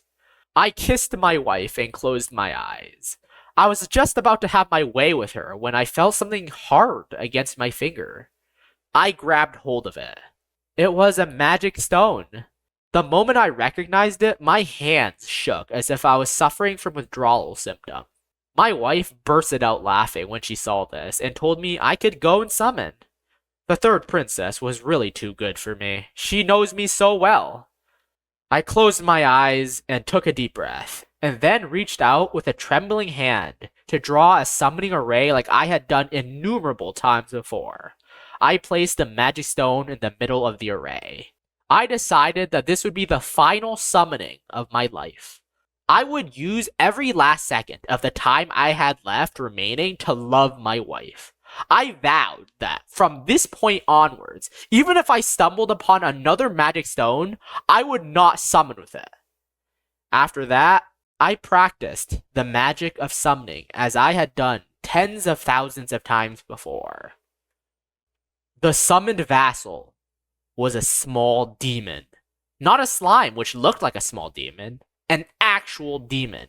It was a demon of the lowest class, with a rarity rating no different than that of a slime. But still, it was not a slime. For the first time in my life, it was not a slime! At that moment, I realized that luck was coming to me. I turned to look at my wife with a tense expression. My love for her had not changed in the slightest, but I felt summoning fever burning even brighter within me. I hugged my wife with trembling arms and said for the first time ever in my life, I don't want to die.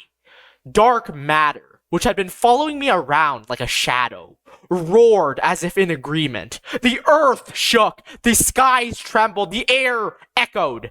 Its roar was monstrous, but as the slime master, I knew that the sound originated from the slime's organs. Luck was coming to me. A dragon was just one step away. I wanted to summon. I wanted to summon.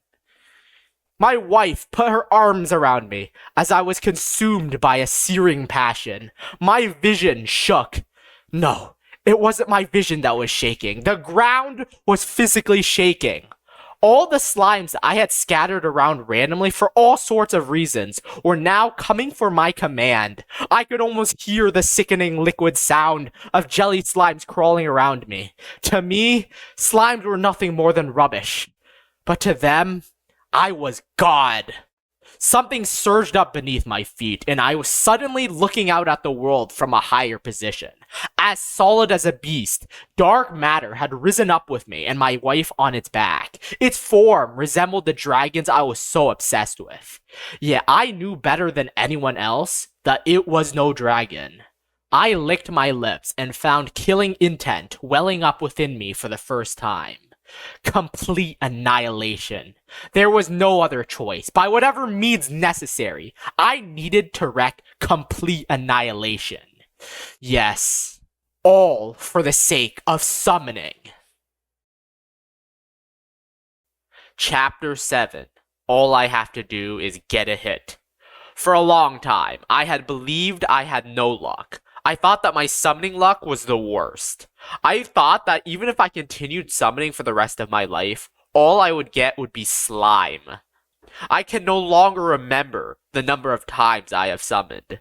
Somewhere along the line, summoning partially became an end in and of itself. The anticipation of randomly summoning was accompanied by a strong sense of euphoria as I placed the magic stones in the array. My fingers trembled as I placed the stones, and a great surge of pleasure rushed through my brain as I recited the spell. This had partly become a form of entertainment for me, which was why I should be able to give up on it. I thought I could give up on it. If nothing but slime would ever appear, I could already predict the result. I looked at the small demon I had just summoned standing shakily at my feet, and I was certain I had heard the voice of God. I just had not summoned enough times yet so far. I would be rewarded if I persisted. I needed to summon more, even more. I needed to summon with a passion as fierce as the flames of hell. It would come. The next time it would come. No, even if it did not appear the very next time, I was certain that I would get the dragon I had always yearned for in the near future. It was coming. I would end up a clown if I gave up after coming so far. In contrast, if I finally summoned a dragon, it would not matter at all that I had only been summoning slime so far. That's what I thought. I had to push forwards. For the sake of all the magic stones I had wasted, and also for the sake of all the slimes I had continued to synthesize. I wanted to summon. The heavens burned and the earth rumbled. In a dying country, under a moonless night, I made up my mind to summon. Even if only for a minute more, a second longer, just one more time. I wanted to summon as many times I could in the time remaining. At last, the odds had begun to converge. If I could continue to summon, who cared if the world falls into ruin? I left my wife in our home and joined the battle at the front lines. What I wanted was a dragon, not a slime. Not because dragons were strong, though, but because they were rare. I always wanted to summon a rare. I was simply a mage summoner. Moreover, unusually, I wasn't attached to the military, so I was not interested in the fighting capabilities of my vassals. I had always been either busy doing business or summoning. Winning the Grand Marshal tournament had been purely due to fixing the matches. However, that does not mean my vassals were weak. Summoning magic was the art of using magic stones as a medium to summon energy from another world, which would then be shaped into the resulting vassals. By no means were dragons or slimes being extracted directly from another world. Therefore, going by this theory, the difference between a dragon and a slime was all in the amount of energy drawn in by a magic stone during summoning. If there was a substantially large amount of energy, you get a powerful dragon. And if you only pulled in a little, you get the weakest slime. By that logic, my slime, which had gone through innumerable rounds of synthesis, combining the energy of tens of thousands of slime, could not be weak. With permission from the king, I headed to the front lines with dark matter. The enemy army was bewildered by the sudden appearance of this incomprehensible creature that did not look like a slime. We had to win. The opponent was the allied army, which had a greater number of troops to begin with. My cousin with his powerful dragon was also with them. I wasn't planning to go easy on my cousin, just because he was family. But this was not a battle situation that could be overturned by one or two slimes. In any case, I had more slimes than I could count, and a Mage Summoner could control their vassals even if they were not present at the same location. I wanted to summon. That was the only desire left smoldering in me.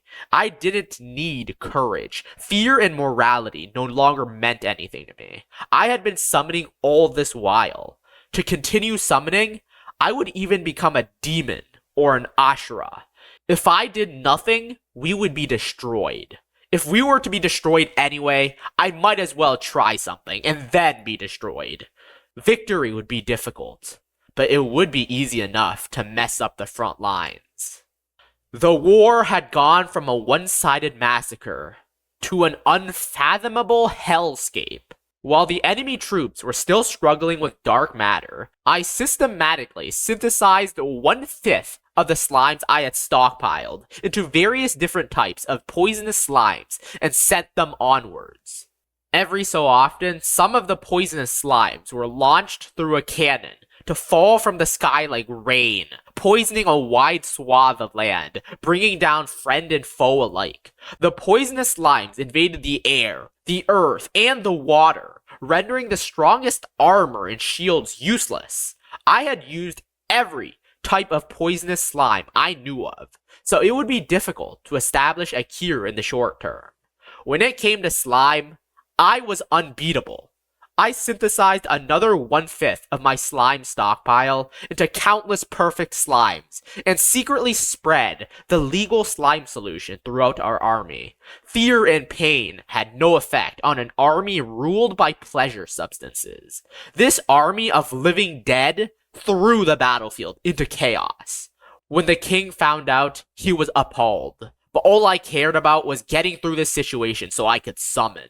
The allied forces also learned of the spread of the legal slime solution through our forces, and they fully realized the horrors of this mysterious ingredient. Meanwhile, I also ordered all the pet slimes I had exported to the other countries to cause as much destruction as they could. The enemy countries were investing a lot of effort into this war front. This was a weakness to exploit. Since a great number of slimes had been exported, the damage was considerable. When the enemy troops caught wind of the horrific incidents occurring back in their respective homelands, their faces paled and their morale dropped drastically. As some abandoned the battle lines to return home to their country, the front lines were thrown into further turmoil, and the chain of command was completely disrupted. No country had taken any precaution against slimes, which they had considered harmless up till now. Dark Matter, who had been fighting at the front lines all this time, was killed in action. I synthesized another 1/5 of my stockpile slimes to create several new Dark Matters. We had to win. The death toll far exceeded initial expectations. What had seemed to be a one-sided war turned into a full-blown mud fight. The battle raged for far longer than 3 days. It showed no signs of ending in a month or even in 3 months. It was now clear to everyone that the damage and losses would be too great regardless of the outcome. However, it was no longer possible to retreat. Most of my country's army fell to the enemy attacks, the poison of the poisonous slime, and the drug of the perfect slime. However, the Allied forces suffered much more. It was like a plague. It was an endless sea of slime. The poisonous slime turned the land into a barren wasteland where no plants or trees could grow. We had to win. I just wanted to summon. While my slimes were rampaging, I continued to summon with the magic stones I had stored in my inventory. Being wartime, magic stone mining was on hiatus, but there was still plenty of magic stones stocked up, so there was no lack for summoning. As usual, all I got were slimes, but this no longer dampened my spirits. I knew that something other than slimes would come eventually. Thus, I continued to summon. My naive wife, who knew very little about what was going on with the war, watched me with concern. My father-in-law, the king, had passed away under the stress of the long war. All the princes had already been killed in the war effort as well, so I became the king by succession. However, the title no longer held any meaning. The once abundant land had already been contaminated with poison and could not be restored to its original state, even if peace was achieved. I announced that the folly of the Allied forces was to blame for our plight, and declared we would fight to the bitter end. Everyone was exhausted. Still, I did not stop. Everyone was struggling desperately. All I did was issue orders, which, ironically, was consistent with the acknowledged tactical strengths of Mage Summoners. Eventually, the Allied forces sent a messenger to parley. I refused and drove the messenger away with the threat of legal slime solution addiction. With the end of the war, my country would be devastated. We had no allies. The end of the war would also mean the end of the country. My country was already dead. I knew that once I stopped, I would never be able to stand up again. The only way left was victory. I was out of manpower to command, but I still had poisonous slimes, perfect slimes, and dark matters in stock. I had discovered an efficient way to synthesize poisonous slimes and dark matters, and I wrote it down into a book. Before long, 70% of my country's population was dead, and most of the Allied forces were no longer able to fight. The once fertile land was filled with corpses. The war had died down. The number of casualties greatly exceeded that of any war that had ever been fought, and the survivors were mostly left in a useless state. Just as the war was about to come to a spontaneous end, I was visited by a messenger. It was not a messenger from the Allied forces, but a messenger from the demon race, the natural enemy of humankind. I was being recruited by the king of the demon race, who was known as the Demon King because of my personality and my ability to control slimes. The messenger from the Demon King called me an atrocity with no regard for the lives of my own kind. But I did not agree. I just had to win. I had to win because the next summon, or the very next summon, could be the one. I had to hit a big one for the sake of all those who had been sacrificed. Inadvertently, I had stacked a mountain of corpses and constructed a river of blood. There was no turning back. There was no future, whether this war continued on as it was or ended here and now. On the condition that all the remaining magic stones in the world would be mine, and that the lives of the few remaining citizens of my country would be saved, I became a subordinate of the Demon King. From that moment on, I went from being a slime master to one of the leaders of the Demon King's army, the Lord of Slime. Chapter 8. May you have a wonderful summoning. And so, I became a member of the Demon King's army. At this time, the existence of the demon race was already common knowledge, but the existence of a Demon King was not. The majority of the world was currently under the control of humans, so it was impossible to come up with enough power immediately to oppose humanity's rule. Therefore, the Demon King had been stealthily building up his forces behind the scenes. The Demon King's goal was to utterly destroy the human race and rule the world in their stead. There were no humans other than myself and the people I had brought along with me within the Demon King's army. This often left me in a difficult position, having to fend demons off with dark matter.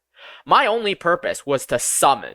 As long as my wife and I continued to survive and I could keep on summoning, I didn't care whether the human race or the demon race perished. However, from that point of view, it would be troublesome if the human race were to be destroyed. It took a lot of skill to mine and process magic stones. The highly prideful demons were unlikely to be good at it, and it wasn't a task that could be managed by force alone. At the very first executive meeting of the army, I challenged the army's grand cause of the annihilation of the human race, which just put me in an even more precarious position. Fortunately, the Demon King had the power to read minds. He saw that my request was not born of the spirit of compassion or charity for my fellow man, so he decided to honor my wishes and leave a minimum number of people alive.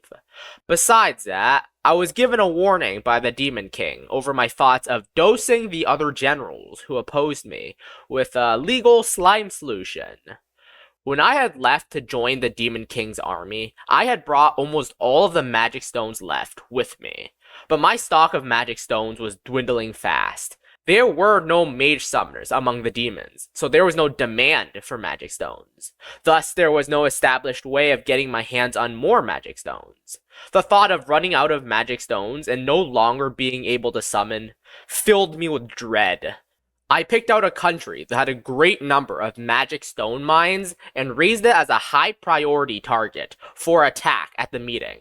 Most of the demons were sheer muscleheads, even though they had strong natural abilities, so it was highly likely I would have been able to persuade them to accept my reasoning. Unfortunately, the Demon King, who could read my thoughts, swiftly put an end to that. Magic stones were a strategic commodity, so the countries with the most mines were some of the largest and most powerful in the world.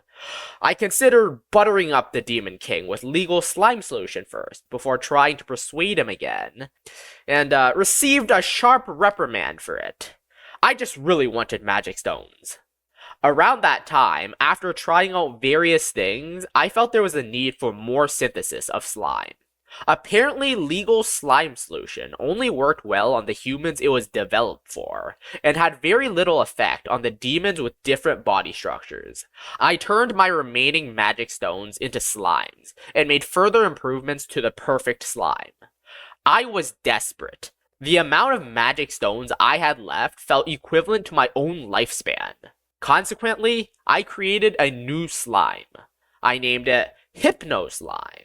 It was a terrifying slime that could parasitize demons and then manipulate their thoughts and emotions. Without any hesitation, I formed a plan to make the best use of it. If it were possible, I would have liked to start with the lower ranks and then gradually work my way up to the entire Demon King's army. But there was just not enough Hypno Slimes to go around.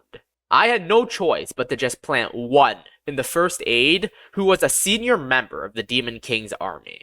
I was half killed by the Demon King when he found out about it. Even so, once the slime had been planted, it would invade an important part of the target's soul, so it was impossible, even for me, its creator and master, to remove it. The Demon King rebuked me, saying he wished he had never recruited me as an ally. Even now, the Demon King did not get rid of me, purely because he could sense that I meant no true harm to him. All that drove me was the desire to summon. Meanwhile, my wife, who had been brought up to be devoted to her husband, continued to love me. I did not hesitate to push forwards. After repeated appeals, I finally received permission from the Demon King to invade a country ruled by humans. The other leaders around me, who did not know what was going on, mistook this as a sign of trust by the Demon King and glared at me hatefully. In truth, the Demon King was just sick of me. He probably thought it would be better for his own ally to go forth and poison his enemies rather than poison his own men. I immediately unleashed a deadly poisonous slime, upon the capital of a major mining country, corrupting the water, air, and earth, physically annihilating its core. At the same time, I sent a part of the Demon King's army to steal processed magic stones and bring them to the castle I had been given. No matter what else was happening, I needed the magic stones. I realized the stark difference between what the Demon King told me to do and what I was actually doing. There was no time. My stock of slime was dwindling due to the large amount being consumed in the war effort. Increasing the turnover rate was critical, both to increase the strength of the army and to increase my number of summons. I conducted research with the magic stones I had snatched away and came up with a new summoning spell. The spell was named 10 consecutive summons. Thus far, summoning had to be done one at a time. But this new revolutionary spell made it possible to summon 10 times faster. As before, all that came out for me was slime. The world was once again engulfed in war due to my invasion of the human race. The Demon King had wanted to store up more strength before launching a full invasion, but the damage I had caused so far was greater than expected, so he had no choice but to start the war. In the midst of all this, my poisonous slime tactics were extremely successful. The untrained general populace was easily overcome by the living poison, and they were soon followed by the warriors who lost heart, watching those they should have protected die. I mass-produced tragedy as I mass-produced slime. After destroying 5 great nations with the same tactics, my position in the Demon King's army was secure. I inflicted more damage upon the enemy than anyone else, so I became revered in the Demon King's army. Though I was also secretly spoken ill of behind my back, I didn't really care since I wasn't seeking approval or appreciation anyway. At first, the demons did not trust me because I was human, like the enemy. But after witnessing my relentless attack on the humans, the other leaders in the army began to trust me. I used this trust to my advantage and planted hypno slimes on every one of them. Only the Demon King, who could read my mind, knew how dangerous I was. The Demon King thrashed me half to death, again and again. Still, although the Demon King continued to steadily replace the leaders who had been infected with hypno slimes, I infected the leaders at an even faster rate. Moreover, even after a hypno slime was planted, since I did not issue any commands, there was no way to know if the slime had really been planted or whether it was even working as it should. The Demon King was very cautious, but as the years went by and nothing happened, he gradually got used to the situation and became less vigilant. While the war raged on, I continued to summon repetitively, but no matter how much I summoned, I just could not draw a rare. Even as I stole control over the Demon King's army with slimes, I continued to summon slimes. It was a hell of its own. My wife wanted to try summoning, so I gave her the instruction manual for Mage Summoners and let her have a go. She summoned a dragon right before my eyes on her first attempt. My wife looked apologetic, but I did not really mind as my state of mind was like dark matter. My love for her remained unchanged. That night, my wife made me my favorite dishes for dinner. I merely wept. Although the 10 consecutive summons were not yielding good results, activating the spell consumed a great number of magic stones. Many mines were depleted, but this wasn't an issue as the number of nations we had destroyed and conquered was greater. Meanwhile, I had further enhanced my slimes and had ultimately created a slime of divine brilliance with human-level intelligence and a humanoid form. The slime began speaking in a human tongue as soon as the synthesis was complete. He called me Son of Man. I named it God Slime. The God Slime could manipulate all kinds of magic and had physical abilities beyond those of the demon race. But it did not have the power to ensure I would summon a dragon. I felt like dying. My invasion of the human race was going very well. However, all things must come to an end. As I did what I was doing, I also had a child. And for the first time, my wife argued with me. 70% of the world was already enveloped in darkness. The human race finally seemed to understand that it would not do to let the demon invasion continue to go unchecked, and the nations had begun uniting to fight back. But the situation was already beyond help. At this rate, the world would soon come to a point where all humans would be enslaved by the demons.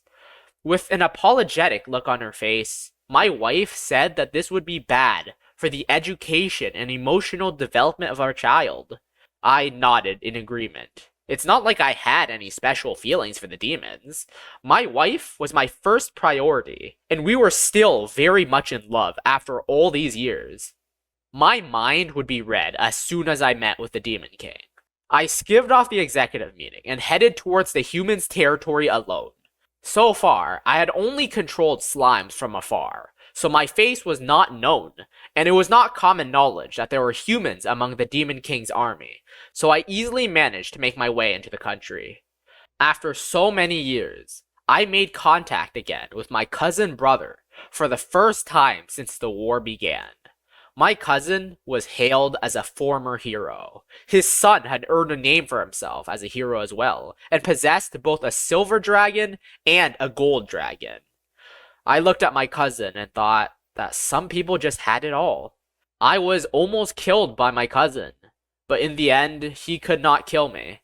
To begin with, he and I had never been on bad terms. I had just been consumed by the darkness of the randomness of summoning and had abandoned my morals. But my cousin had always succeeded in his summoning, and still retained his morality. I made a deal with my cousin. In exchange for destroying the Demon King, he would arrange for me to receive a new family register and a new living situation. I destroyed the Demon King. Most of my surroundings had already been infiltrated by hypno slimes, the leaders of the Demon King's army, who could match up to him in terms of power.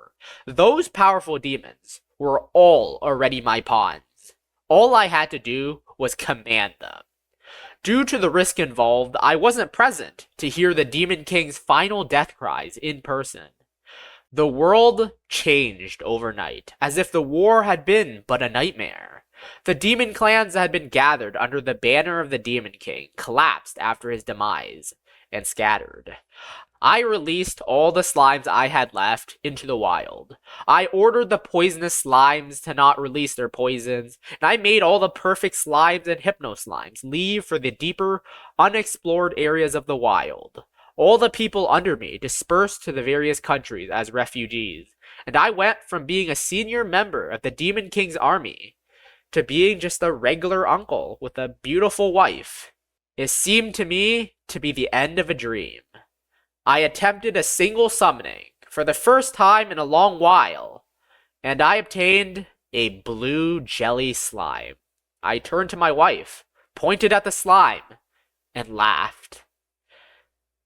After that, I stopped summoning, as it was bad for the education of my child. I retired from being a Mage Summoner and founded a group to raise awareness about the dangers of slime, and then became the president of the organization. I compiled all the information I had on the slimes I had summoned so far, and published a book once again after such a long time. With regards to slime, I was always a step or two ahead of the world. I had conducted human experiments which normal people would have been unable to due to ethical constraints. I even knew how to create a god. The dangers of poisonous slime had become well known during the war, and my book quickly spread throughout the streets. I earned the title of Premier Slime Scholar, and was invited by the military and schools to give lectures on many occasions. I created a method for countering the poisons of all sorts of poisonous slimes, and I received a prestigious award for my contribution to humanity. I had terrible luck in summoning, but it seemed my luck in other respects were pretty good. There must have been a few people who recognized me and knew about my history, but no scandal ever came to light. My life was nothing like what it had been when I had been a millionaire, but I had enough to live a normal life. My wife and I spent our days raising our child, and in no time at all, a few years had gone by. One day, I touched a magic stone again after so long and was reminded of the past. I sighed. My son had already grown up and had started on his path to become a Mage Summoner. My wife laughed and said that blood will tell. I had no right to object to my son's aspirations. As a parent, I just decided to teach him how to do it properly. I held up the glistening stone in front of my son and modeled how to draw a summoning array. It must have been over 10 years since I had last summoned, but my body still remembered how to do it. Before my son's shining eyes, I performed my first summoning in a long time. I summoned a blue jelly slime. I sighed at this result, unchanged even after such a long span of time. If my son's passion for summoning was from my blood, then he should also only be able to summon slime. Still, summoning was a wonderful thing, even if all one obtained was slime. My whole life had been at the mercy of summoning, but I had never objected to or regretted that fact. Right in front of me, my son drew a summoning array with his unskilled hands, referencing the instruction manual the whole time. The light in the depths of his eyes made me wonder what had been going through my mind when I had first summoned in the past. And then, my son attempted his first summoning before me. The light emitted from the summoning was the brilliant gold color I had never encountered in all my years of summoning. The radiance which had inspired me to become a mage summoner all those years ago. My son summoned a dragon. It wasn't very big. In fairy tales, dragons are said to be as large as mountains or fortresses, but the dragon in front of me was at most as big as my son, who was only 9 years old. Its wings were still small and immature, probably unable to lift the little dragon itself even if they were fully spread out, and its smooth scales looked as if they could be peeled off just by plucking at them gently. As I stood there, speechless before its beautiful existence, my son turned to me and asked innocently, "Dad, the way you draw the summoning array, isn't there something different about it?" Subsequently, my name was etched into the history of Mage Summoners as the creator of a new branch of summoning magic: slime summoning. By making a slight adjustment to the part of the usual summoning array, it was possible to limit the targets of one's summoning to only slime. Although only slimes could be produced from this new branch of summoning magic, it was groundbreaking to have been able to direct the initially random result of summoning in any way. The only problem therein was that I had not noticed what I had done for decades. Nothing had stood out as strange or awkward, and the difference was so small that no one else had noticed or pointed it out before either. Most likely, I had only managed to summon a demon that once back then because my hands had been shaking, affecting the usual way I had drawn my summoning array. I produced an illustrated book identifying all the slimes I had summoned in my life. The first page of the book was, of course, the blue jelly slime, which had started it all. But page 0, the back of the cover, featured a message from my heart. What you need is neither perseverance nor a great number of attempts. What you need is the determination to examine yourself to see if any problems exist with you. Think calmly on whether summoning has become a goal in and of itself, and whether summoning is truly necessary before summoning. I wish all of you reading this the best of luck with your summoning. Afterward, my dad. My family has 11 people. I have a mom and a dad, 5 younger sisters, and 3 younger brothers. My friends' fathers either make a living by running a business or by working as civil servants. But my father is forever lazing around at home. All my friends' fathers are working, so I've always wondered why my father never seems to be working. My mom never says anything about it to my dad, who stays at home all the time. My mom is a beautiful lady. She is highly regarded in the neighborhood. Meanwhile, my dad's looks are ordinary, if I do say so myself. Still, my parents are very close. I have never seen them quarrel. Mom is always busy with housework, such as cooking and laundry, while dad is always lounging around. But they get along well. For some reason, though, my dad is really popular. Sometimes, strange women come to see him, and he tells them off and kicks them out. And still they come. When I asked my dad about it, he said that they are women from his past. When I asked my mom about it, she said it was okay because she had faith in my dad. And it seems like I'm getting another younger brother or sister again soon. Dad sometimes calls mom a princess. From the stories they told me, he fell in love with her at first sight and fought fiercely to win her over. If you only listen to that, it might sound like a normal love story, but seeing how unequal their looks are in person, it seems strange to me that they are married. One of my relatives is the commander of the Summoning Knights of the Golden Dragon, which is said to be the strongest military force in the kingdom. He is also known as the guardian deity of the kingdom. Since long ago, he would come by pretty often to visit, and I didn't think he was a hero until I learned about him in school.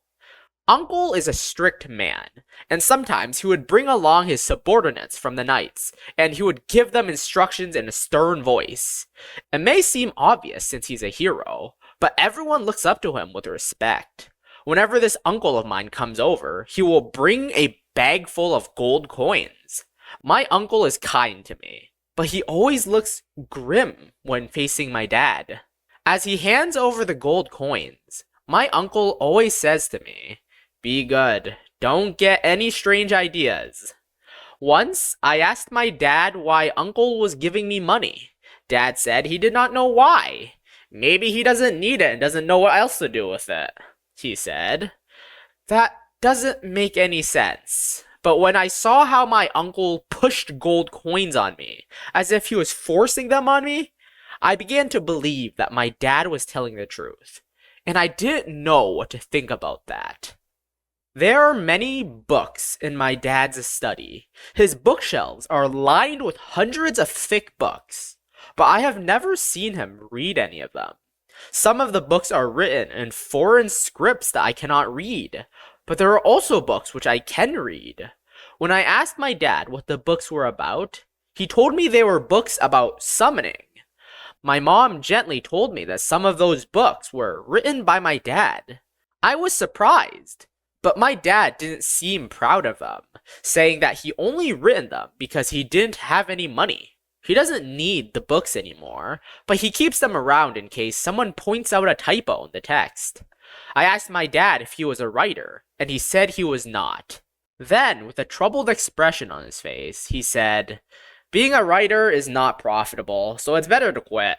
It's much more profitable running a laundry service." People come to my house all the time.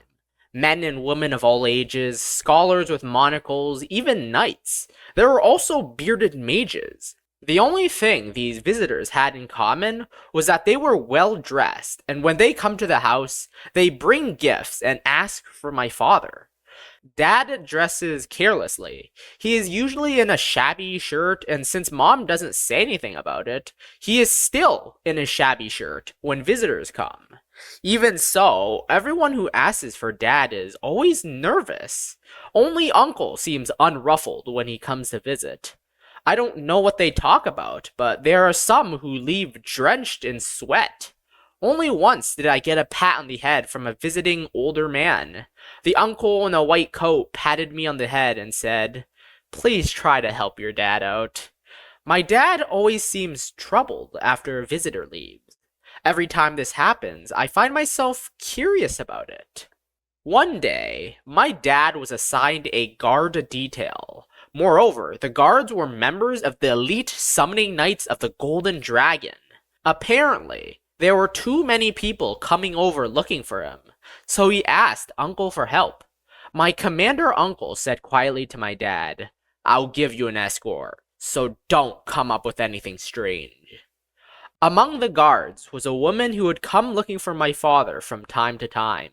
I found out then that the woman used to be part of the Order of Summoning Knights. My mother is a beautiful woman, but this woman was also too beautiful for my father. One day, I heard from the woman that my dad was a former Mage Summoner. A Mage Summoner was an elite among elites, and only those with a special talent for it could become one. She had been a classmate with my dad when they were students, and they had even lived together at one point.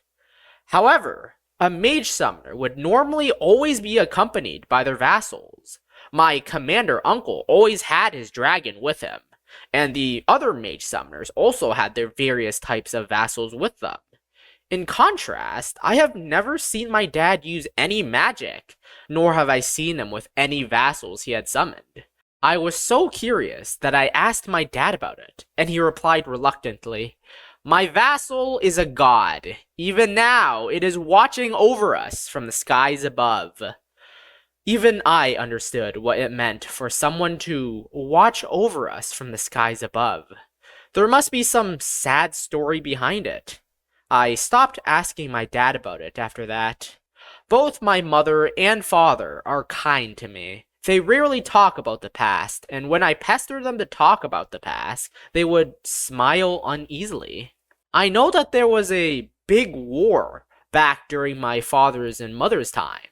A major nation was destroyed, and a being known as the Demon King had appeared. It must have been a sad time. When I said as much to my dad, he patted me on my head and said he wasn't sad anymore because he had Mom and I. Later on, I heard from Mom that Dad had retired from being a Mage Summoner when I was born, even though it had been something that had given his life meaning. Being a Mage Summoner is a dangerous career. It's peaceful these days, but I heard that Mage Summoners were sent to the front lines during the war. I'm sure my dad made the choice to retire, so I wouldn't end up alone. I was born the year the war ended, but I think it must have been very difficult for him to make the decision to stop being a Mage Summoner while the war was still ongoing. His friends must have viewed him as a traitor, turning his back on them. When I first learned about it, I felt somewhat sorry, but at the same time, it made me start to view my dad, whom I had never really respected, in a new light. I don't think I would have been able to make such a decision for the sake of my own children. After that, I started to learn even more about the situation from my mother.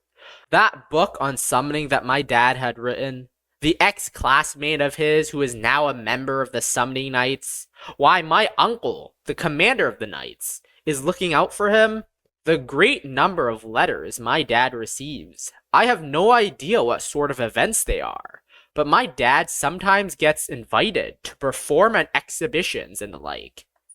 My dad is a man of many mysteries. He doesn't have a job, but there are many well-dressed people who come and pay their respects.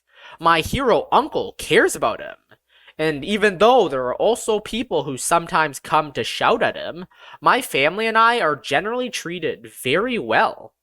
When I heard that he used to be a Mage Summoner, I became curious about Mage Summoners.